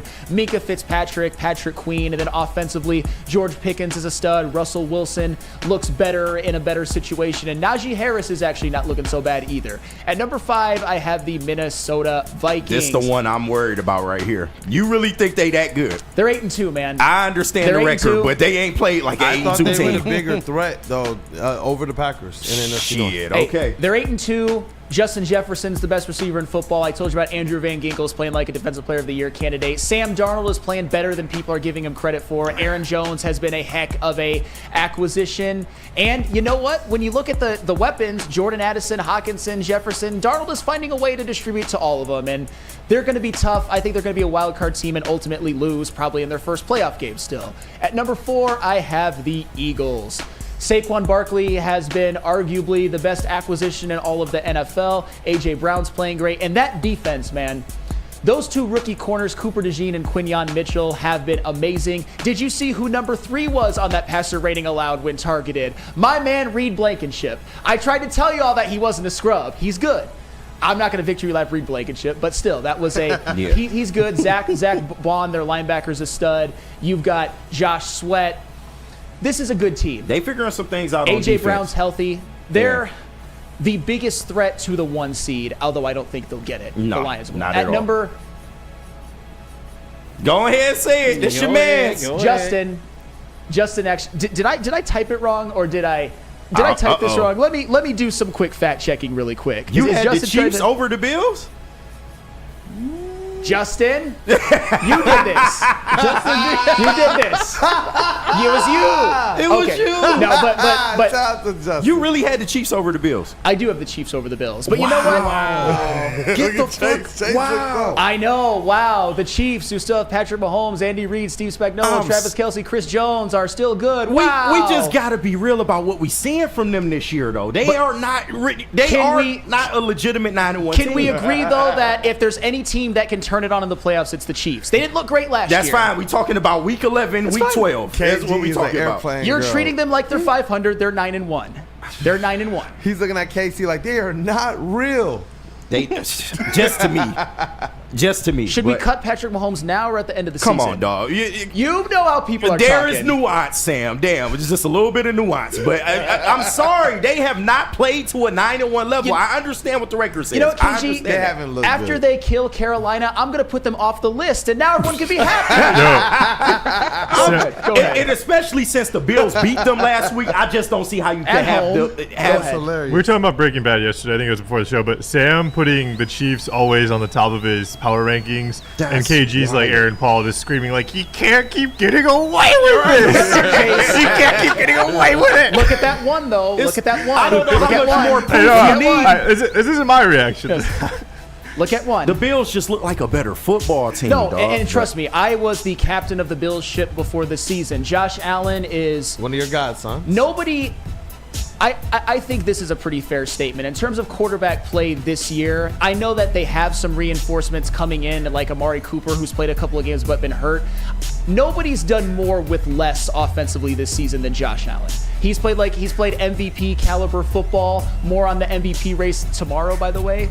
We'll see where Josh Allen and Jared Goff rank in mine, but Josh Allen's been playing great. And that defensive line, man, they had a lot of losses defensively. They lost Jordan Poyer in the secondary. They lost Micah Hyde. They lost Jaravius White. Matt Milano's hurt. But that D-line has stepped up. And oh, by the way, Von Miller might have a big say in who makes the Super Bowl out of the AFC. He's turned back the clock a bit, although obviously he's not what he once was. And since we already talked about the Chiefs, number one's obviously the Lions. We talk about them every day. They're the best team in the NFL. They finally are number one on my list because they've earned it. All right. I do got one question. Now, I had to sneak the Texans back into my list just based off what I saw last night, and because they are leading their division. Why aren't the Texans in your top 10? I'll be honest, man. If I could do it over again, I might have put them in over the Commanders. Yeah. I might have. I texted Justin the list before Monday Night Football because I wanted to give him time. Yeah. But I didn't expect the Texans to body bag the Cowboys. No, that's a fact. Yeah. I finished my list, but I changed it this morning because I'm like, they fucked them up. If I could go back and change it, I'd put the Texans in above the Commanders. Okay. That's fair, man. Anything glaring out of these lists for you all? I mean, the Vikings at 5 is crazy to me. I know the record, but I'm going off quality of football and just the quality of football played. They are not better than the Steelers, the Chargers, or the Packers, being completely honest. But that, and like I said, the Chiefs being over the Bills. I know this ain't correct, but the Chiefs being over the Bills after they just lost to them head to head in the fashion that they lost, I can't. I would have sorry. the Bills too right now. I understand what Flannel's saying, and if I was a supporter of theirs, I would want what they've done the last 2 years to count as well, because I get it. We talking about this week though. 9-1. I mean, they're not 5-5. Go to ahead. defend Sam's ranking a little bit, the Bills have beaten the Chiefs in the regular season and then slipped up and lost to them later on in the postseason. Yeah. So 11-7 last year, Super Bowl winners. I get it. Last year too, this is to a kind of week defend 12 Sam's power ranking. We can worry about the playoffs when it comes. That is true. When you talking about power rankings, wins are supposed to give you a little bit more of a boost, and losses are supposed to take you down. Yeah. For which the Bills have 2 of them. Just for the record. Ooh. Just for the record. I hear you, and but they are a better product on the field than the fine. Kansas City Chiefs right now. I try. And they got the better quarterback right now. I mean, Josh Allen is playing better football than Patrick Mahomes. Absolutely. Patrick Mahomes is not in the MVP discussion. For people who are going to misrepresent that, no matter what I do, Patrick Mahomes currently is not in the MVP discussion. Because you think he's so far above everybody else in the conversation. Okay. No, it's remember, as Pedro Martinez said in that Boston Red Sox documentary, remember what I said about Patrick Mahomes. I said his pathway was if the Chiefs went undefeated and he picked up his play. Well, they lost and he threw 2 picks, so he's not in the MVP discussion. If he were on my list, he'd be somewhere between like 10 and 15 or something like that, but that's insignificant. Whose list y'all like better, man? I just got to hear it, man, because I'm just saying. Yeah, definitely. Get that into the chat, and we'll definitely be talking about what you guys feel about these different lists. KG, Flannel Sam, shout out to these guys for getting it done. That dude Justin for the graphic, as well as correcting Flannel's list, flipping that 2 and 3. He did right. Good job, Justin. Good job. That dude Justin, man, you're doing good work. Chiefs But over the I know we Bills. got a couple more segments. Probably a short mailbag, but get your mailbag questions in, because we got to give what's trending with our guy JB Smooth all the time that it can have. It's the best segment, in my opinion. I think it's everyone's favorite segment as well. So what bills do you want us to pay first, JB Smooth? And then we'll get into what is trending. I got to tell you guys about New Holland, and then you can tell them about Second Best Bar. Hey, let's rock. Yeah, New Holland, that Tangerine Space Machine, the new easy drinking IPA that is out of this world. It's smooth, it's juicy with refreshing crushability. Take your taste buds to the moon. And I don't know if you guys know about this, but they know about this in outer space. This is the official beer of outer space right now. They know about this on the moon, and they also know about this at Second Best Bar. I heard that they know about this over there on 42 Watson Street, man. Hey, listen. Watson. Because it is the best, the absolute best pregame Lions party every single home game. Second Best Bar is where you want to be for the ultimate fan experience. Again, located on 42 Watson Street, right in the heart of the action, right in the heart of the city, man. So look, you can enjoy some smooth Tullamore Dew Irish whiskey while catching the Woodward Sports pregame show only at Second Best Bar. Come get some. You're an ugly guy. That's okay, because you have a hot girl on your arm. Now Woodward Sports and Les Stanford want to reward you for outkicking your coverage. I am ugly as by traditional standards. That's right. If your significant other's hotter than you can win tickets to the Thanksgiving Day game in Detroit. So find the best pic of her with the average-looking you and post it on X or Instagram. U-G-M-L-I-N, you ain't got no alibi, you ugly.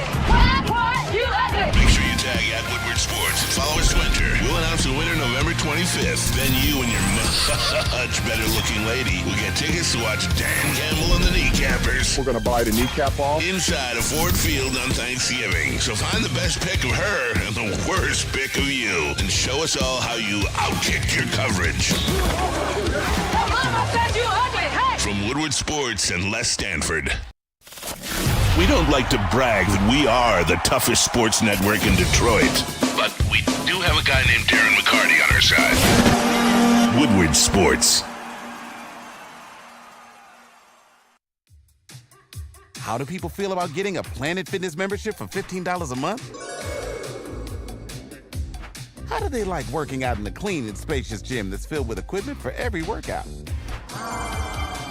And how about free fitness training in the judgment-free zone that leaves them feeling energized all day long? Join Planet Fitness today with the free PF app, online or in club, and start getting that big fitness energy for $15 a month.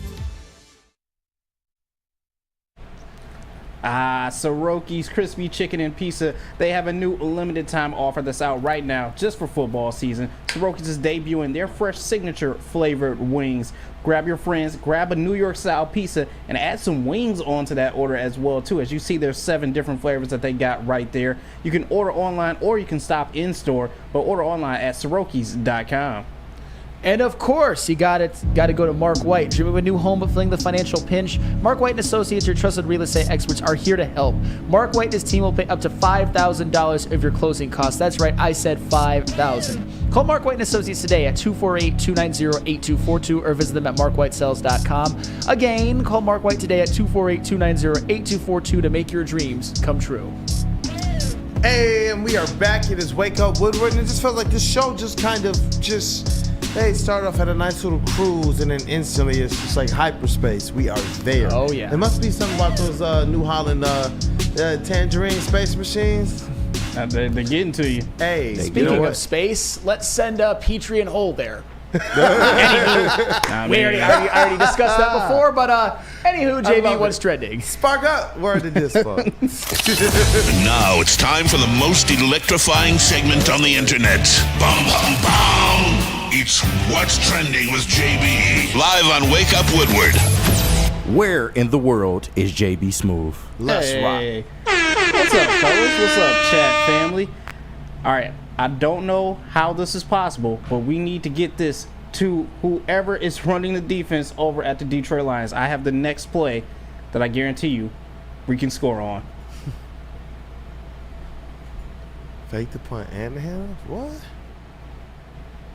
Oh, that looks like That's dope. That's kind of like the annexation of Puerto Rico. Wow. That is crazy. Wow. They all bid on it too. Get this play to the Lions as soon And as you possible. could have just blown that dude the F up. For real. Yeah. That pretty much is. That's wild. like I've been talking to you about it for like a couple weeks, Sam. Little Giants. That's like the play at the end of the game. Yeah. Like you is just that what that is? you fake the snap, put the ball on the ground, and when everybody else is running around, you got the big boy picks it up and just bumbling down the sideline. Yeah, that's a fire Nice. play. Dang, that's epic, man. It's cool to see when those types of plays actually work out. Oh, yeah. I love it. Get this Ben play. Johnson, he makes a habit of it. Yes, he does. Get this play to Ben Johnson as soon as possible. Right now, we need that in the next game. Have you ever heard of helping your brother out on the basketball court? Of course. Sure. Yeah? I don't know if it's like this though. Uh-oh. Oh shit! Oh my His goodness. teammate lifts him up. What? Is to that get legal? the dunk. Is that legal? That's a good question. Is that legal? Oh my word. That's crazy. Looks like they're doing dirty dancing in a basketball game. Patrick Swayze, Jennifer. I don't even know. Hungry Bro. eyes. Like, That's fucking there's wild. lob passes, and then there's lobbing your teammate, bro. I just gotta know if that's legal, man. Like, he lobbed his teammate, bro, into a poster. Yeah. Like, bro, that was getting blocked. Look at the defense. Oh, like, yeah. that's what I'm saying. Like, look, this is getting blocked. And then, look at the defender, though. Yo, hey, but, he like- is so disappointed. Oh, he yeah. is so. Look at. look like the Look at Dudley him boys just set up a responding. 3D He even right chirps there. at the ref, bro. Like, there's something got to be illegal about that. I They swear. did something wrong. Offensive Jeez. foul. JB, that's a fine, bro. That what a find. Offensive foul. Yeah. Oh, man. I've never seen that. No, And finally, I will end what's trending with this. Now, granted, I haven't been to a couple of college stadiums in a while, and I haven't sat VIP at a college stadium in a while. But how much do you guys think a large pizza and a bowl of chicken tenders would cost? $40. Yep. Is it large $658. pizza and chicken tenders? I'll go 40. Yeah, like the 40, 50 bucks. Yeah. $650. Jesus Christ. Well, Chase, you're not wrong about that. What? Yeah, I saw this yesterday. Oh, you saw it? You Yeah. are not wrong about that. Apparently, VIP box seats at UNLV's football game. This UNLV? man ordered a pizza and a bowl of wings, not realizing that this total would come to $653. Why It's how the they're going to pay the NIL they keep promising kids. That is crazy. So bro. that Sluka kid doesn't transfer. Whatever. Is the food topping me off too? Like, Wait. why is it $653? How can And this even be? This is an example of the food that was given to him. So For them dry ass tenders in a fucking pizza, like a gas station pizza. that pizza does not look great. Right? Like what? Like, am I missing something? I could go to Soroki's and eat like a king for $653. My man DoorDash, like they effectively what? They got a 7-Eleven inside the arena. I don't even know where you're going to make this stuff. Like, are they hand making all of this That's like in the crazy. bag? Are they Don't look like forging 7-Eleven, this bro. out Hey. of gold? That looks like a Blaze pizza. Like a lot, like Oh yeah. like if you look at the crust and the And way I they like cook Blaze. it, like yeah, Blaze is good, Blaze but is you're not good, paying yeah. $650 Exactly. for Blaze. I'm No, just I'm not. saying, bro. We'll treat Not this. even in a year. We'll treat this. We'll treat this like black people treat the movies, man. I'll sneak my shit in. I'm good. we gonna stop at the dollar store before, and we gonna sneak our shit You're in. gonna go to his pocket pulling out chicken tenders. You're right. We'll make a stop on the. I'll pull pizza out of my Right. inside pocket. Tater tots We'll in the stop at pocket like Soroki's Napoleon on the way. Dynamite. Yeah, what a reference. I'm just Yeah. saying. Movie reference in each Black one's folks trending. not paying no prices. I'm sorry. So this is a no-go for $653. Like, Yes. how can it be that much? I'm flabbergasted. No. That's wild. No-go for $653. Hey, UNLV, you got to figure something out because that is ridiculous. But that's it for what's trending, you guys. Hop into some mailbag. Good job. Good job as always, Debbie Smooth. And we'll take a female bag questions right after we hear from our friends from Feldman. Feldman. Since 1996, Feldman Automotive has been driven to provide a fast, convenient, and first-class car buying experience called the Feldman Advantage. With 18 locations, there's a Feldman dealership in your backyard. Visit FeldmanAuto.com to find the location nearest you. Feldman Chevrolet, Detroit's #1 Chevy dealer. Hey, and you know what? As we wait for a couple of these mailbag questions to get into the chat, I want to ask you guys a question. We keep taking L's. I know we talked about it a little bit earlier, but what is your expectation now for the Detroit Lions the rest of the way? I know that before Alex Anzalone went down, we believed, you know what? We just saw this squad go undefeated for a quarter of the season without Ada Hutchinson. Yeah. I don't see where there's another loss. Now Alex Anzalone is down. How you guys feeling about the rest of the season expectations? Does it change for you, or are you still feeling as bricked up as before the injury? Definitely as bricked up. If you want me to give a record prediction, I'll go 15-2. They'll lose one, or they might even lose the last game because it won't matter. Because it won't matter. Yeah. I think it's still any given Sunday, but when I say that, I mean the Lions come in prepared and knowing mentally that like we got to lock in for these 60 minutes. Because any given Sunday, another team's gonna come and give us their best. They show up bringing their best. So I mean, I don't think it changes anything at all. Like, No. they're just down a player, and some more guys are gonna get some PT, but they're still gonna be just as locked in as they have been all season. Yeah, make no mistake, Enzo is a huge loss, but this changes nothing. They have more than capable backups. They just signed David Long. He'll be on the roster soon enough. And I don't see them losing another game. I really don't. Even if one where they sit their starters, I feel like Hendon Hooker and the boys would be able to execute.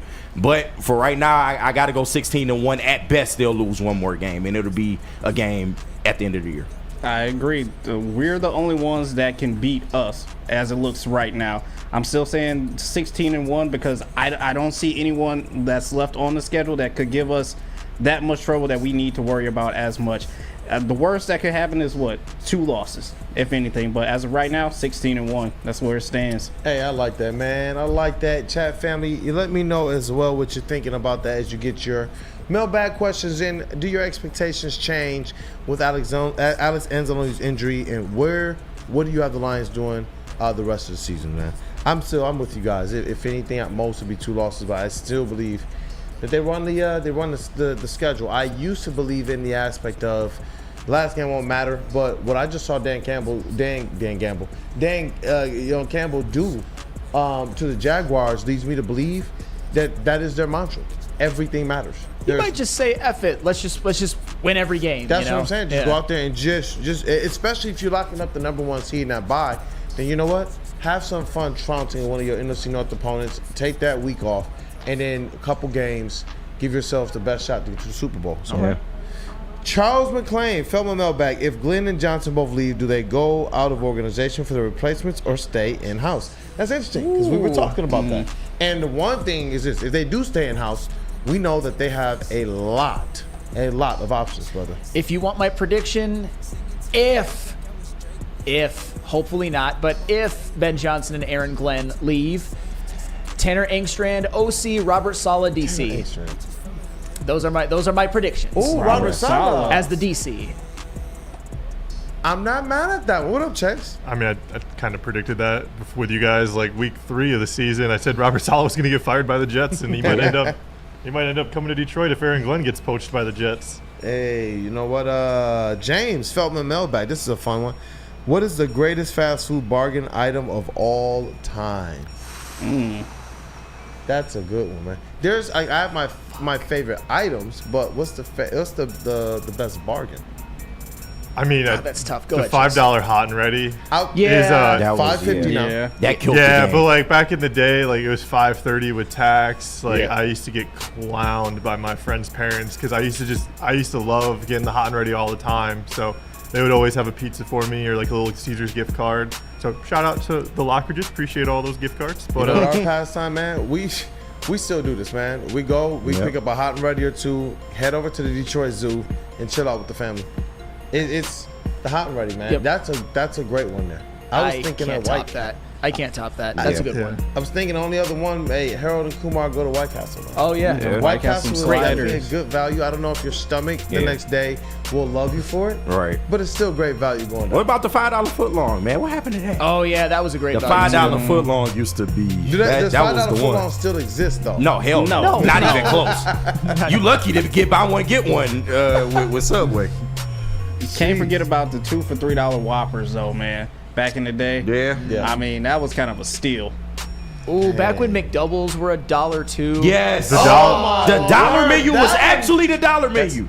Yo, Goodness, the original dollar menu. if you went and ordered just a hamburger, it was actually less than $1. It was only like 96 or like 98 cents. I remember those days. So you could actually like ball out on just burgers back in the day. You know, if you're balling on a budget, you know. $5 got you far back then. Shout out to Wendy's though. They now have dollar fountain drinks. And their soft drinks, like a Wendy's medium, or like the same with like Burger King and like those that standard size is like a large from McDonald's. Yeah, dude. So like they were kind of hoeing us all those years. They were giving us the large any size drink for $1. No, I used to be fat. No, bro, so. like I went to Wendy's recently because they had dollar drinks and I got a large and it was 40 ounces and I'm like, fuck yeah, dude. Yeah. Like cherry Coke, they got those combinations too. Oh yeah, They got supposed to be. They got the machine where you can just make any soda happen. Yeah, It's like expose your age a little bit. I remember when they outlawed supersized drinks and fries. Oh, supersized. The Biggie size. They got rid of the supersized. The Biggie size. What was the used to be documentary joint. where the dude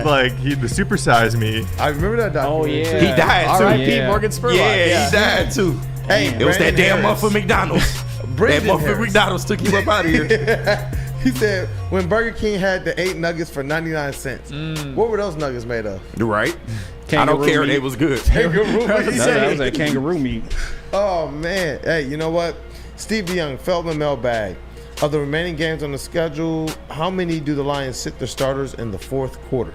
That's a fair question. Are we talking like the full fourth quarter, or do we see action from the second unit in the fourth quarter? Because I don't think there's really any game where the full second unit plays an entire quarter. I don't think that's the mentality of these coaches. But I think there's games where we'll see them get some action and play maybe the last 8-10 minutes of a quarter if we have some big blowouts like we have.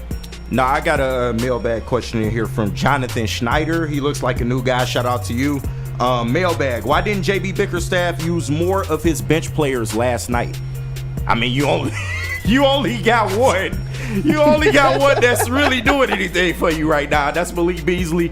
Everybody else, though, is tough sailing, man. I thought Ron probably could have got a little bit more time. Yeah. As soon as he hit the court, you saw a difference in the energy. Yeah. And you know what? I think that they're going to run up against times again where you hit that wall.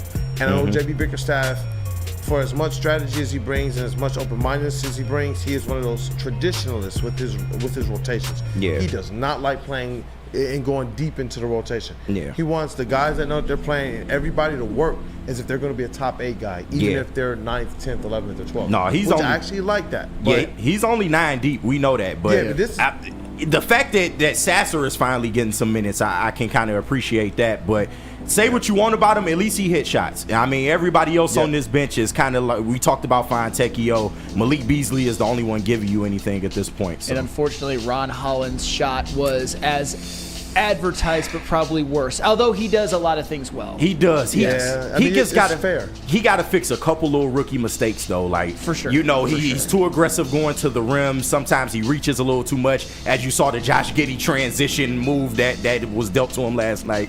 He just got to learn some things. But overall, I do like his game a lot. Yeah, definitely. It's kind of what we were saying in the draft coverage. So obviously, the initial shock was we all wanted a shooter, but instantly it was like, hey, if he's going to bring that motor, that defense, the rebounding, if he's going to bring the ability to finish in the paint, are we cool with Ron Holland as he works up the 3-point percentage? And right now, I definitely am. I can't wait to see what he and Asar Thompson look like.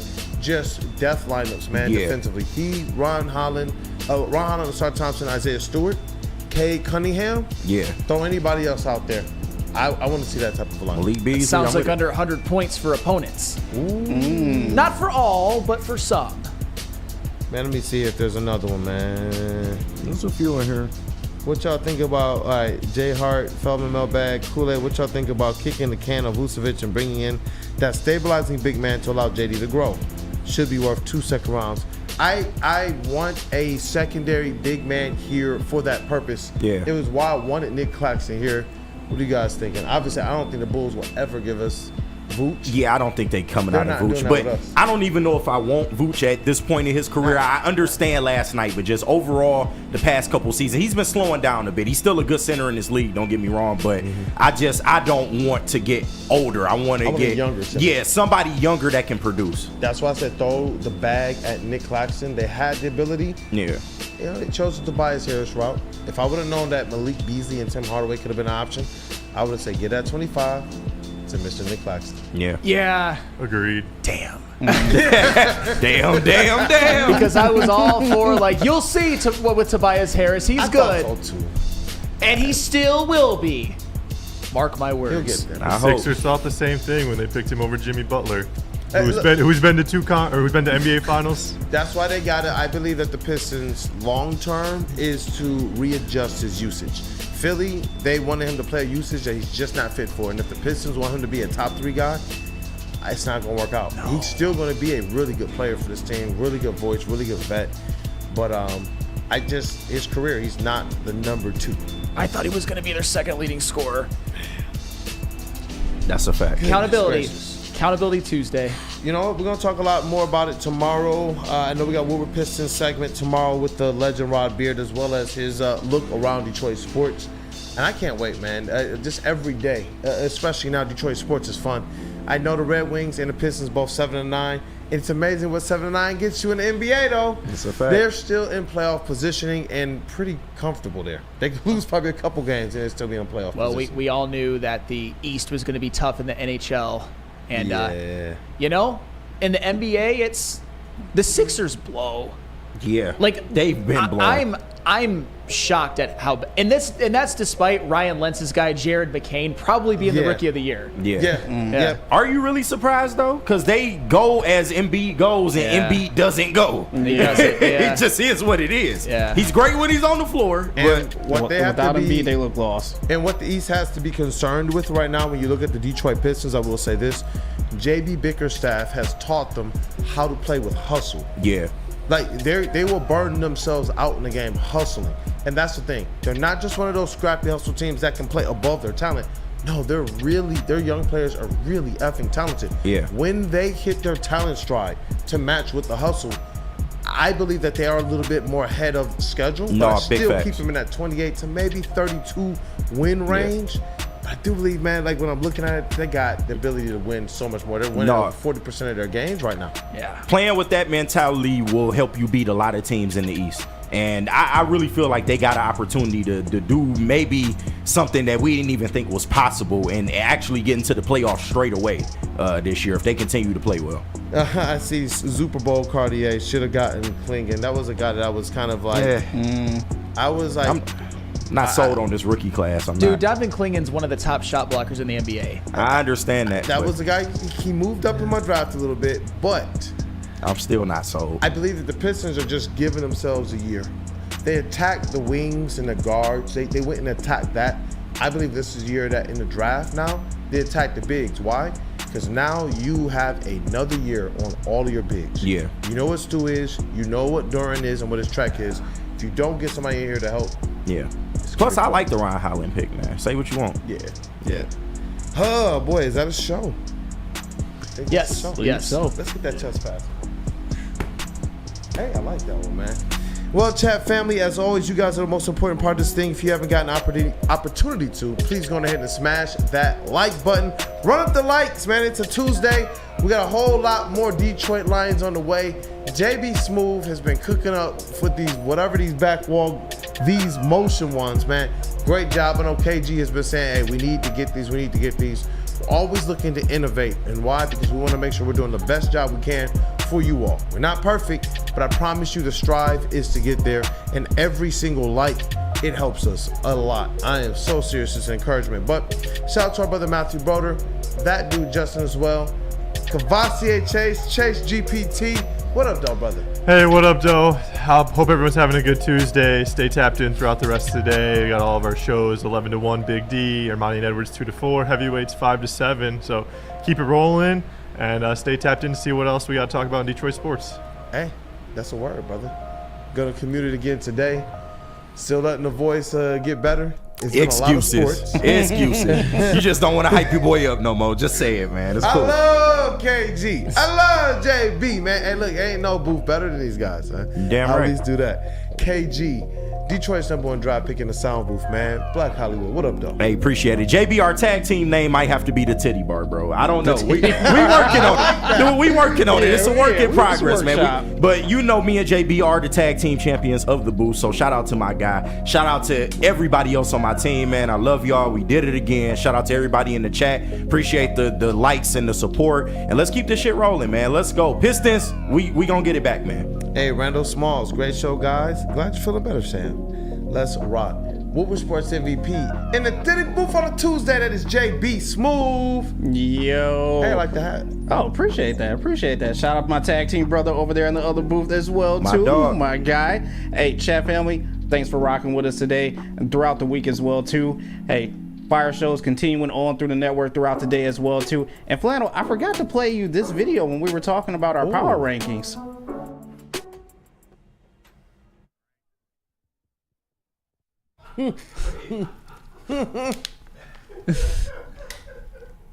Just had to do it. Sorry. Oh my God. That's fair. It was very fair. It's actually not fair. But Bills over the Chiefs. I mean, Chiefs over the Bills. Bills fans were on one, making sure to everything they could do to try and disrespect Mahomes. They were doing. Don't make me go against my second AFC team, Bills, because like that was your Super Bowl. Congratulations on winning your Super Bowl. Okay. Sean McDermott came out in the locker room and said that wasn't their Super Bowl after the game. So that's yeah. All right, we believe. I'm not saying Sean McDermott feels that way. I'm saying their fans feel that way. And I like the Bills. I rode with you when everybody else jumped off your bandwagon. But you know, beat the Chiefs in the playoffs one time. Yeah. That's all I ask. We gonna see. Yeah, sure. I smashed you in the poll, by the way, so.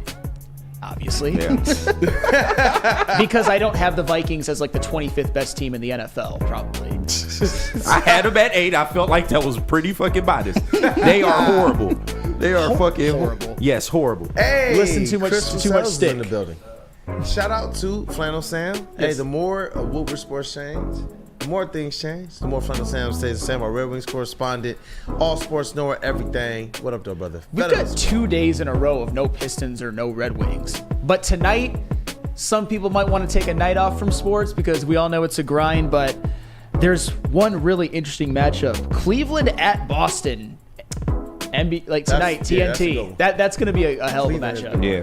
Undefeated. I think they lose their first one tonight, but we'll see. Sheesh. And you know what? Kid Kool-Aid and I, we went to Dave & Buster's. We had to put the ratchet on tape for KG. We might have it for the Woodward Piston segment tomorrow. We might have broke the record. Hey. Then we might have came in second to our own record right after that. Okay. It sounds good. I need to see it, though. Like, words is one thing. I need to see the shit actually. You know, you feel me?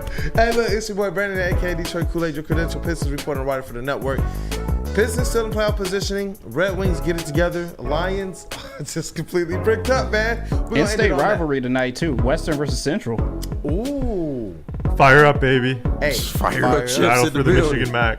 In tomorrow's Layup Lions, Chase breaks down Central basketball. Sounds good? Let's rock, Boy, man. I've been waiting for that. Have a blessed day, you guys. Smash that like button on the way out. I know it's raining outside, but I know it's a great time on Wake Up Woodward. Let's rock.